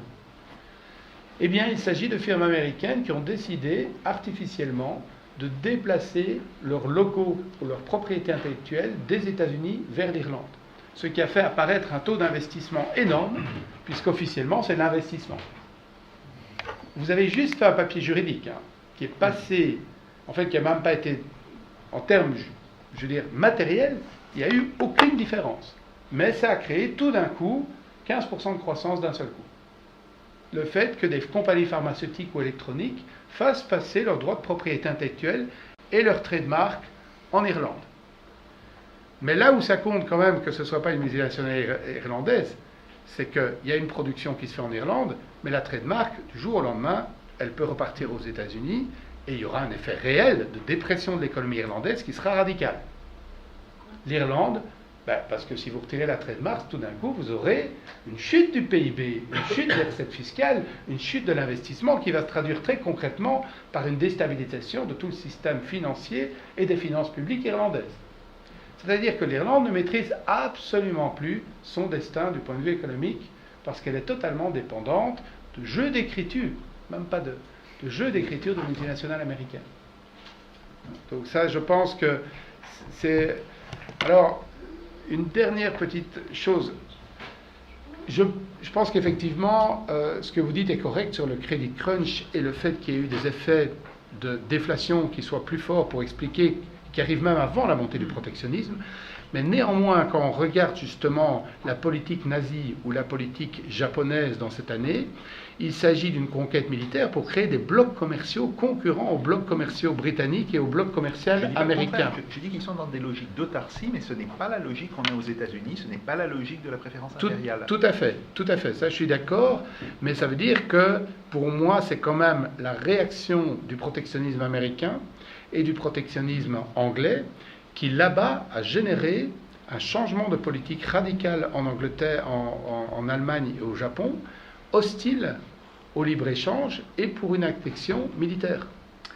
Ça, c'est inexact. Par exemple... Je propose... Non, mais si vous voulez, très rapidement... Parce qu'il y a quand même le public qui voudrait poser une ou deux questions. On sait que la décision d'aller vers la guerre, elle était d'une certaine manière inscrite dans le projet de Hitler et elle n'est pas liée à la question du protectionnisme. Même chose au Japon. Et ça, il faut faire très attention. Quand il y a la politique des assassinats d'une partie du gouvernement japonais par l'armée, et même pas par l'ensemble de l'armée, par l'armée de Mandchourie, en fait. C'est l'armée du Kwantung qui envoie des gens pour assassiner. Bon, là aussi, c'est parce qu'elle veut imposer un projet d'un certain type, et ce n'est pas en réalité en réaction au protectionnisme. On utilise après le fait que certains pays aient fait du protectionnisme par rapport aux Japonais, mais vous savez quel était le pire protectionnisme pour les Japonais? C'est pas le protectionnisme américain, le pire protectionnisme, c'est quand même que les marchés asiatiques étaient des colonies européennes qui étaient quand même fermées aux colonies japonaises. C'était pas ça. C'était l'interdiction par les États-Unis de l'immigration japonaise.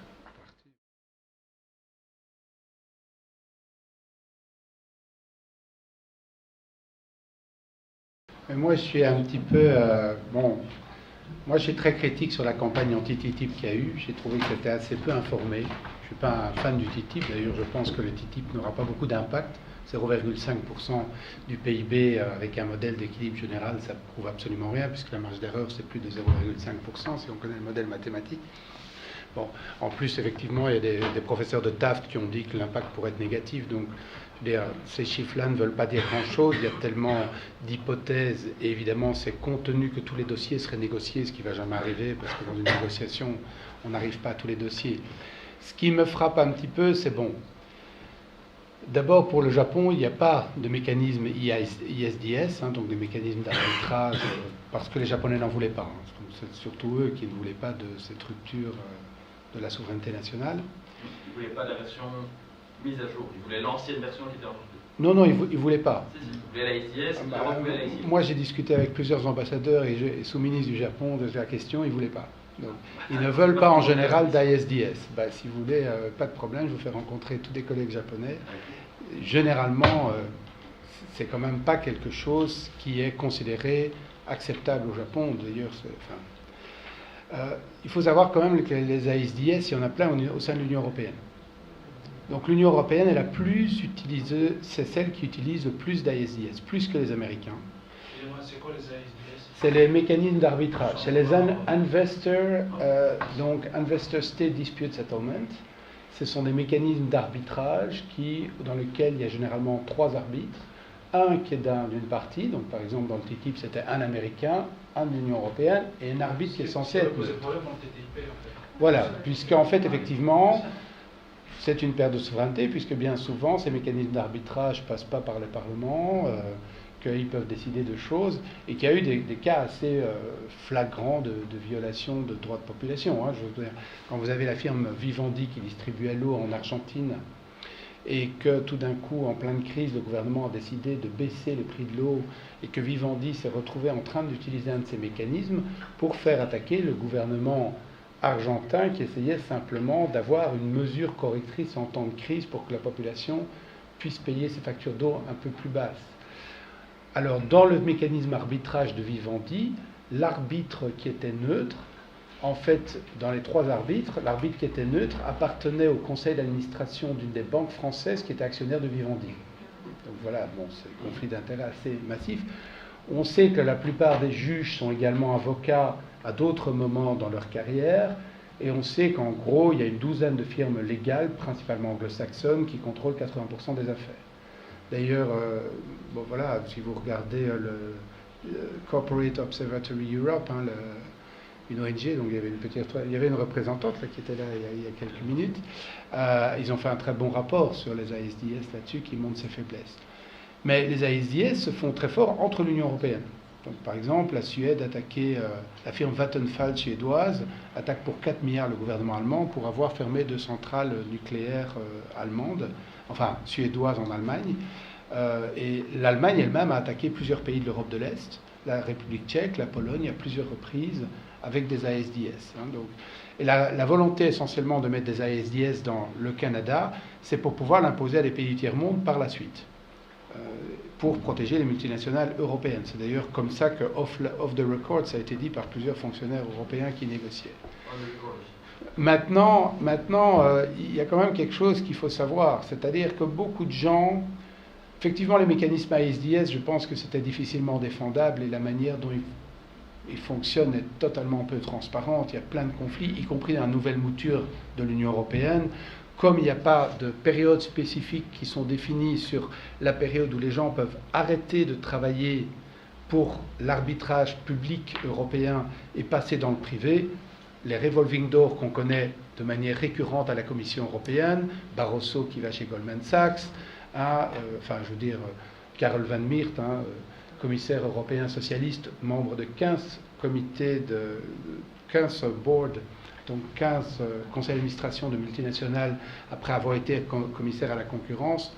Bon, on sait, et ça, pour le moment, tant qu'on n'aura pas un système public, entièrement public, ce système-là, mais même je ne vois pas un système d'arbitrage, pourquoi c'est vraiment nécessaire que les investisseurs prennent le risque. Ça fait partie de la définition de la prise de risque pour avoir du profit. À un moment donné, ils peuvent analyser les risques. Et même s'ils se font nationaliser ou exproprier, ça arrive dans l'histoire, on en survit. Hein. C'est pas la nationalisation ou la non-paiement de l'emprunt russe qui a foutu le Crédit Lyonnais dedans particulièrement. Donc, je pense que... Mais il faut aussi, à un moment donné, regarder le problème. Il y a toute une série de gens qui ont eu le discours suivant de dire si on refuse le TTIP et le CETA, nous refusons le néolibéralisme et la concurrence sociale vers le bas. Alors là, ça fait quand même un petit peu le fait qu'on ne regarde pas que les firmes allemandes ou les firmes françaises multinationales sont plus sociales, sont plus responsables que les firmes américaines. Non, mais c'est un débat qui s'est fait. C'est-à-dire que globalement, votre concurrence sociale et environnementale, elles existent au sein de l'Union européenne. Des firmes qui veulent polluer vont en Europe de l'Est, parce que les gouvernements ils sont plus corrompus, plus faibles, plus pauvres, et que les normes environnementales n'y sont pas respectées. Ce n'est pas les firmes américaines qui ont fait le scandale du Dieselgate. Si on a appris qu'il y avait du Dieselgate chez Volkswagen, c'est grâce d'ailleurs à des professeurs d'université américains qui ont mis un mécanisme pour mesurer le taux de pollution des voitures de Volkswagen, parce qu'en Europe, qui vérifiait la pollution de Volkswagen? Les producteurs eux-mêmes qui engageaient des firmes pour le faire. C'est hallucinant. La production de microparticules faites par les producteurs de diesel d'automobiles européennes sont vérifiées par les producteurs d'automobiles eux-mêmes. Il n'y a pas de conflit d'intérêt, tout va bien. Bon. Et comment est-ce qu'on a appris le scandale de Volkswagen? Grâce, heureusement, au protectionnisme américain, qui a trouvé un prétexte pour éliminer Volkswagen en partie du marché américain. Bon, je trouve ça fantastique parce que, je veux dire, tout le monde est centré sur Monsanto ou Pioneer et les OGM, mais des milliers de personnes vont mourir en Europe à cause des microparticules créées par les producteurs automobiles européens qui ne sont pas plus régulés que les Américains. Et à un moment donné, j'aimerais un petit peu qu'on regarde ce que les banques font ou ce que les compagnies européennes font, leur pratique de lobbying au sein de l'Europe, parce que pour moi c'est tout aussi dangereux que le capitalisme américain et le TTIP. Et Là, pour moi, il y a quand même un truc un petit peu dangereux. J'ai vu plein de gens défendre le TTIP au nom de quelque part une Europe qui serait plus sociale ou plus environnementale. Eh bien, je suis désolé, quand on regarde la manière dont les firmes européennes, grandes multinationales, se comportent en Europe, il n'y a pas d'évidence pour montrer ça. Vous voyez le glyphosate? Le glyphosate qui était censé être jugé dangereux. Vous savez maintenant que la Commission européenne ne l'a plus jugé comme aussi dangereux, en disant que c'était incertain. C'est dû notamment à ce que des experts d'un État membre ont amené un rapport qui était opposé, qui disait, ben voilà, il n'y a pas de certitude scientifique. Ce pays membre, c'était l'Allemagne. On n'a pas pu avoir la composition du panel d'experts, donc le gouvernement allemand ne la donne pas, la Commission ne la donne pas. Je rappelle simplement que le glyphosate était un produit de Monsanto, que Monsanto a été racheté par Bayer, la firme allemande. Donc vous voyez, ça c'est anti-type. Donc n'oublions quand même pas de regarder chez nous ce qui se passe. Aujourd'hui, et donc allons vers le type où ce sera pire. Par exemple, la législation européenne sur les perturbateurs endocriniens a été affaiblie à cause de la négociation en cours du TTIP. Donc laissons faire ça. Je pense que la plupart des négociations environnementales, de plein de normes environnementales européennes sont très peu respectées parce que le pouvoir des lobbying des firmes multinationales, quelles soient leurs origines, font qu'elles ne soient pas respectées. Donc le TTIP crée des mécanismes en plus pour accroître leur pouvoir. C'est marginal par rapport au phénomène général qui est celui que, depuis un siècle, le poids des firmes augmente beaucoup plus vite que les États. Ça fait 4 années qu'on a 5 trilliards de fusion entre les différentes entreprises. 5 années d'affilée. C'est des niveaux de concentration très rapides. Vous avez de moins en moins de banques. Ben oui, vous avez moins de banques. Vous avez moins de compagnies automobiles. Mais la taille des États, elle ne change pas. Les ressources des États, elles ne changent pas. Par contre, la capacité de firmes, de grandes firmes, elles sont plus grandes. Vous savez que le Danemark a fait des postes d'ambassadeurs pour Google et Microsoft maintenant, en les traitant comme des pays, avec statut diplomatique. Ça en dit quelque chose, si vous voulez, sur simplement le poids. Et je pense que ce problème est fondamental. Est-ce qu'on tolère le fait qu'un système a des multinationales de cette taille-là, que le capitalisme se concentre? Pour moi, c'est vraiment une question. Est-ce qu'on est pour une économie capitaliste ou on laisse se concentrer les richesses et les pouvoirs? Une tendance depuis un siècle qui, pour moi, est beaucoup plus importante que le TTIP. Parce que des grandes firmes comme Volkswagen, vous voulez regarder un petit peu Sigmar Gabriel, il a travaillé pour Volkswagen. Schröder, il vient des Länder de Volkswagen. Moi, je peux vous citer le nombre de gens qui ont des revolving doors. Et leur pouvoir est de plus en plus important. Ça, c'est un vrai problème. Beaucoup plus grand. Et indépendant du TTIP. Parce que même si vous avez les meilleures protections face aux États-Unis, vous l'aurez par rapport aux capitalistes européens eux-mêmes. Merci. Monsieur Tapir. Oui. Alors, il y a un point sur lequel je suis complètement d'accord. C'est que la lutte contre le dumping social et le dumping écologique, elle commence en Europe. Elle ne commence pas entre l'Europe et les autres pays, elle commence au sein de l'Europe.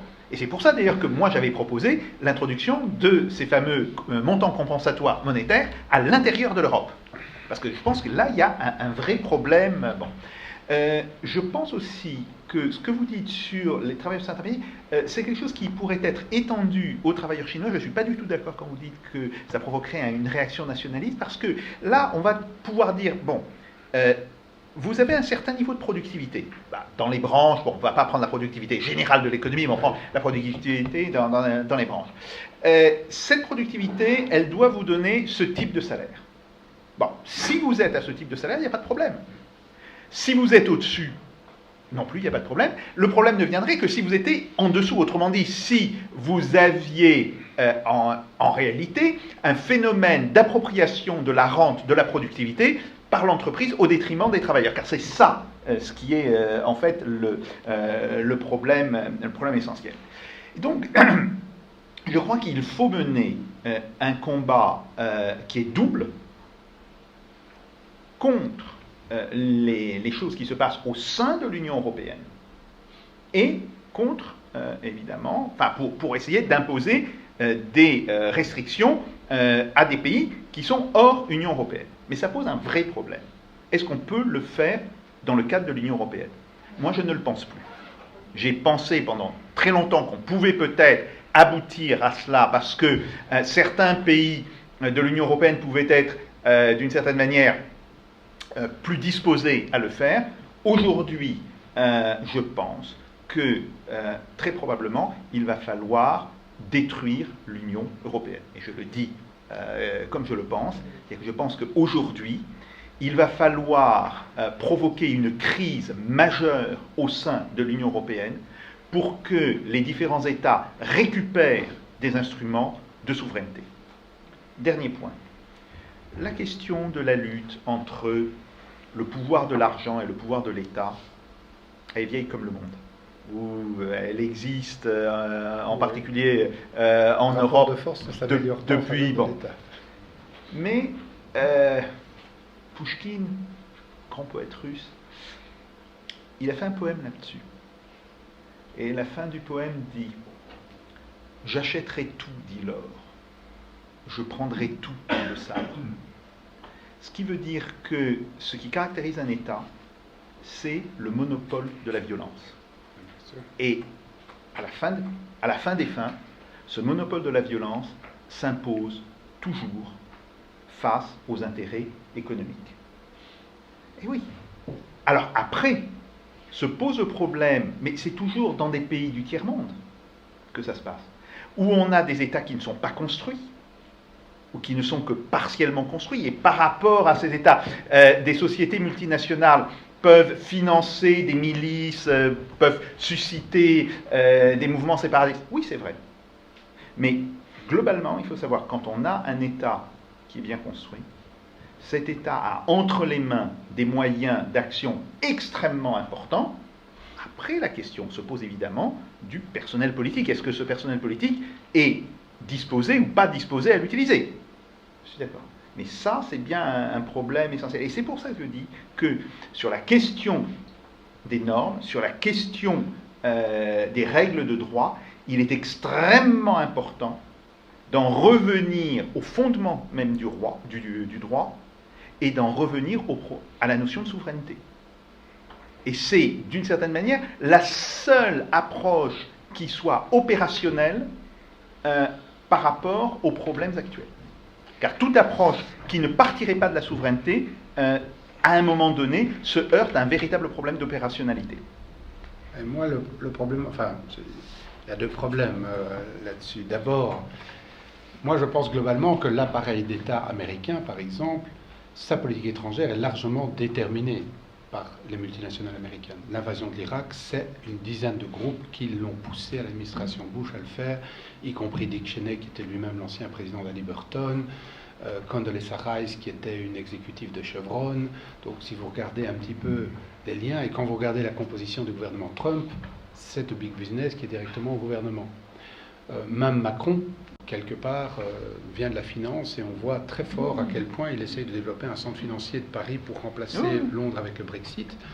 Et je vois à quel point, finalement, Schröder, on voit aussi à quel point le business, finalement, un ancien chancelier, il y a des phénomènes de revolving door, et je pense que globalement, les multinationales sont très efficaces pour influencer les politiques des États et même les contrôler. C'est d'ailleurs pour ça qu'en pratique, les États n'arrivent pas à résoudre les crises européennes en partie aujourd'hui. C'est parce que globalement, les banques, par exemple, font payer à la Grèce des choses qui sont même sans sens économique pour la Grèce, mais pour que les créanciers soient payés, c'est-à-dire les grandes banques allemandes et les grandes banques françaises et belges, etc. Hein? Donc, je pense que je ne serais pas si optimiste. Je pense que le sable de l'État est déjà partiellement acheté par l'or dans nos économies capitalistes avancées. La deuxième, c'est que les techniques de production aujourd'hui et les marchés font qu'une dissolution de l'Union européenne, qu'est-ce que ça donnerait en pratique? Je pense que c'est gérable, hein, qu'on pourrait quand même faire un processus de production, puisqu'on le fait à travers plusieurs pays de l'Asie de l'Est, sans qu'il y ait de marché commun de l'Asie de l'Est. Mitsubishi opère à travers plusieurs pays. Je pense simplement que, fondamentalement, ça va permettre aux pays les plus forts, et notamment à l'Allemagne, d'imposer à des petits pays des rapports qui seront encore plus semblables à celui des États-Unis par rapport au Guatemala. Hein? Donc pour moi, plein de pays d'Europe vont se retrouver des petites républiques bananières, encore plus qu'ils le sont maintenant, parce que pour moi, ils le sont déjà en partie, c'est-à-dire la périphérie de l'Europe est déjà en partie contrôlée par les grandes firmes de l'Europe du Nord. C'est le cas de la plupart du Portugal, c'est le cas de la Grèce, c'est le cas de toute l'Europe de l'Est quasiment. Et si elles n'ont même pas le cadre avec la liberté, par exemple, de circulation des travailleurs, je pense que la situation va encore être plus difficile pour la population. Je pense que les Mexicains seraient contents d'avoir la liberté de circulation de travailleurs d'aller aux États-Unis. Et qu'aujourd'hui, à cause de ça, ils sont des illégaux et qu'il y a 5 millions d'illégaux. Et que si on dissolue l'Union européenne, il y aura quand même des millions de Roumains et de Polonais qui viendront travailler en Europe de l'Est, sauf qu'ils n'auront plus le droit de le faire. Donc ils seront plus exploités et dans des conditions encore pires. Mais je suis d'accord que l'Union européenne, dans la structure qu'elle a aujourd'hui, est une institution qui est assez faible et finalement contrôlée par 2 ou 3 États et surtout par des lobbies multinationales, y compris des multinationales américaines, et qu'elle n'a rien de démocratique, ça effectivement. Je pense par contre que sa dissolution ne va pas être un progrès fondamental.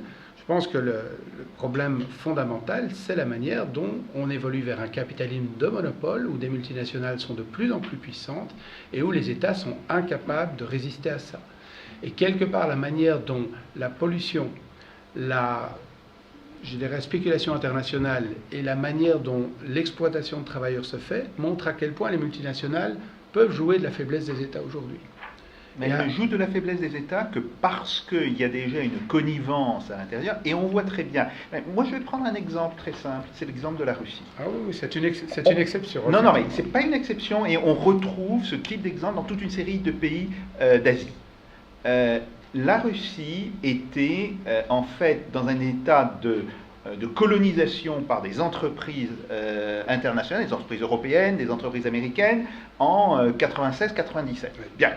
Nous avons la crise de 1998. Et cette crise a provoqué un changement du personnel politique, si vous voulez. Ben oui. Berezovski a dû partir. Oui, et puis toute une série de gens, et Chubais, tous ces gens-là ont été obligés de partir. Alors certains sont partis très vite, dans des conditions où effectivement ils avaient tout à fait compris qu'il s'agissait pour eux de sauver leur peau. Bon. Et on voit que ce qui est né à ce moment-là, c'est évidemment une structure d'État qui est allée en se renforçant. Alors, bien sûr, on peut dire qu'il y a toute une série de problèmes qui sont posés en termes de droits de l'homme, c'est tout à fait exact. Mais aujourd'hui, en tous les cas, le gouvernement russe est souverain et capable de mettre en avant une politique économique, ce qu'il n'était pas capable de faire de 1992 à 1998. Voilà, c'est tout. Et on voit d'ailleurs qu'il y a le même phénomène en Corée, il y a le même phénomène au Vietnam. Bon, la Chine est un cas particulier.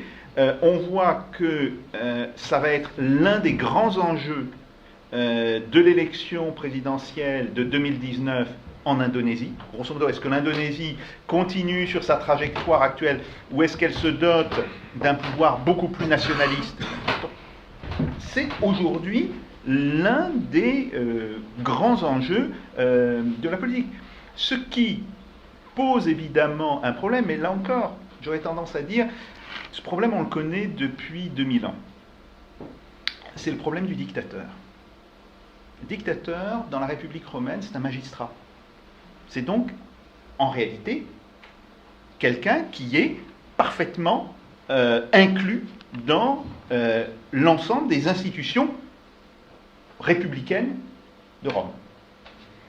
Le dictateur, normalement, il est désigné par le Sénat pour une période de 6 mois ou d'1 an, et après, il remet ses pouvoirs entre les mains du Sénat. Bien sûr, il y a des dictateurs qui ont outrepassé leur pouvoir. Le cas de Sylla, qui est tout à fait connu. Mais il y a d'autres dictateurs qui ont respecté les règles. Et on voit qu'à un moment donné, on est dans une situation politique où seule la nomination d'un magistrat, et de ce point de vue-là, il est important de bien voir la distinction entre le dictateur et le tyran. Le tyran, lui, n'a pas de légitimité. Le dictateur tire sa légitimité de la délégation de pouvoir qui, d'une certaine manière, lui confie le pouvoir pour une période donnée et pour une tâche déterminée. Je vais juste vous proposer... Je voudrais juste terminer là-dessus. Le système du Sénat, c'est un système de patriciens où seuls les plus riches et les plus dominants donnent le pouvoir de délégation à effectivement un dictateur. Il était équilibré par les comices tributes. Oui, mais Alors je vous propose qu'on continue ce débat sur C'était un système qui a permis l'expropriation sur le système de romain. centaines de milliers de familles de paysans qui se sont transformés ensuite en légionnaires, qui ont été envoyés loin de leur famille pour vivre ailleurs, et qui finalement sont devenus des colons dans des terres conquises à l'étranger, comme en Gaule ou en Espagne.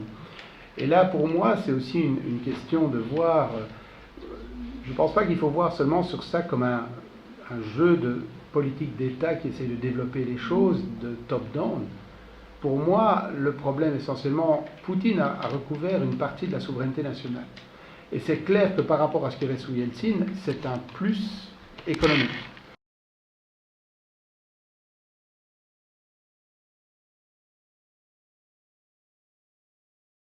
Il faut articuler un protectionnisme à l'intérieur de l'Union européenne et un protectionnisme à l'extérieur. C'est très clair. Parce que les problèmes de concurrence et de concurrence déloyale, ils se posent autant à l'intérieur de l'Union européenne qu'à l'extérieur de l'Union européenne. Bon. Donc, qu'est-ce que ça veut dire? Ça veut dire qu'il faudrait, si on avait un espoir d'une évolution démocratique de l'Union européenne, il aurait fallu se battre, et il faudrait se battre pour, un système de montants compensatoires à l'intérieur de l'Union européenne, sur le modèle de ce qui existait au niveau de l'agriculture jusqu'aux fin des années 80, début des années 90, et un système inspiré de ces montants compensatoires, mais qu'on pourrait appeler là plus ouvertement des droits sociaux et écologiques, mais dont le fondement devrait être toujours la question du coût salarial unitaire. Bon. Le problème, et là-dessus je ne suis pas en désaccord avec ce qu'a dit M. Defrene, c'est qu'on voit très bien qu'aujourd'hui, ceci est d'une certaine manière bloqué par des intérêts particuliers qui existent au sein de l'Union européenne. C'est pour ça que je pense qu'il faudra que certains pays renversent la table. Est-ce que ça aboutira à une dissolution déjurée ou à une recomposition de facto de l'Union européenne? Ça, on ne peut pas le dire, si vous voulez, parce qu'on ne voit pas dans quel cadre politique ça pourrait se passer, mais ça sera absolument nécessaire d'en passer par ce type d'affrontement extrêmement important au sein même des pays de l'Union européenne. Merci Jean-Christophe. Pour conclure. Oui, moi, je pense fondamentalement que si la situation est là, ce n'est pas par hasard. C'est-à-dire, si on a fait une Europe où il y a tant de divergences fiscales et sociales, c'est parce que les multinationales européennes et étrangères, américaines ou japonaises ou sud-coréennes, y voyaient leurs intérêts. Faire jouer la concurrence fiscale, la concurrence sociale, la concurrence environnementale entre les États. Et c'est d'ailleurs pour ça que je ne crois pas que le protectionnisme social ne sera jamais mis réellement dans la politique commerciale de l'Union européenne, parce que les lobbies des firmes ne seront pas d'accord. Parce que les firmes allemandes comme Volkswagen et Siemens veulent vendre en Chine, et elles veulent pouvoir utiliser l'exploitation des travailleurs chinois au plus bas niveau et éventuellement polluer au Bangladesh si elles veulent le faire. Donc, pour moi, la question fondamentale, c'est plutôt de savoir si on veut rester dans le cadre d'une économie capitaliste ou pas. Parce qu'effectivement, pour moi, dans le cadre d'une économie capitaliste, le protectionnisme est extrêmement risqué et le libre-échangisme n'apporte pas spécialement de développement. Ça, je suis assez d'accord avec le professeur Sapir. Je pense effectivement que l'Europe ne représente pas l'intérêt général des citoyens aujourd'hui, mais plutôt celle des grandes firmes, et qu'on n'arrivera pas dans ce cadre-là à...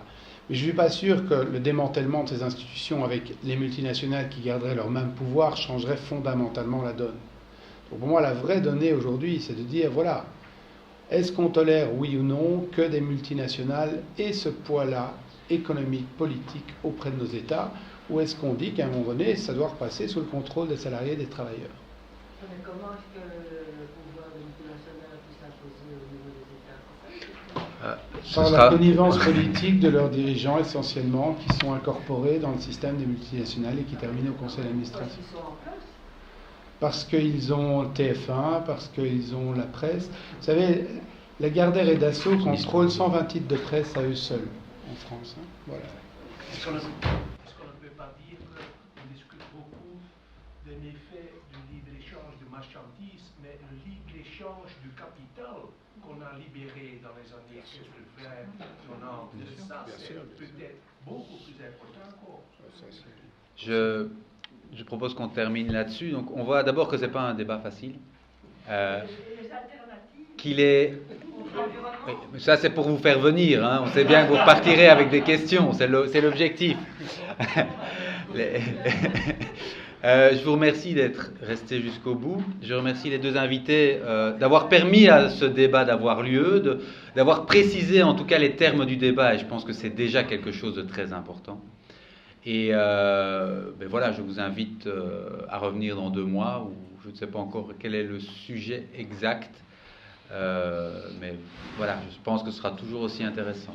Merci. Merci beaucoup. Excellent pour continuer le débat. Les 23-24 mars prochains, on fera un grand sommet sur CETA et alternatives. Ah mais voilà.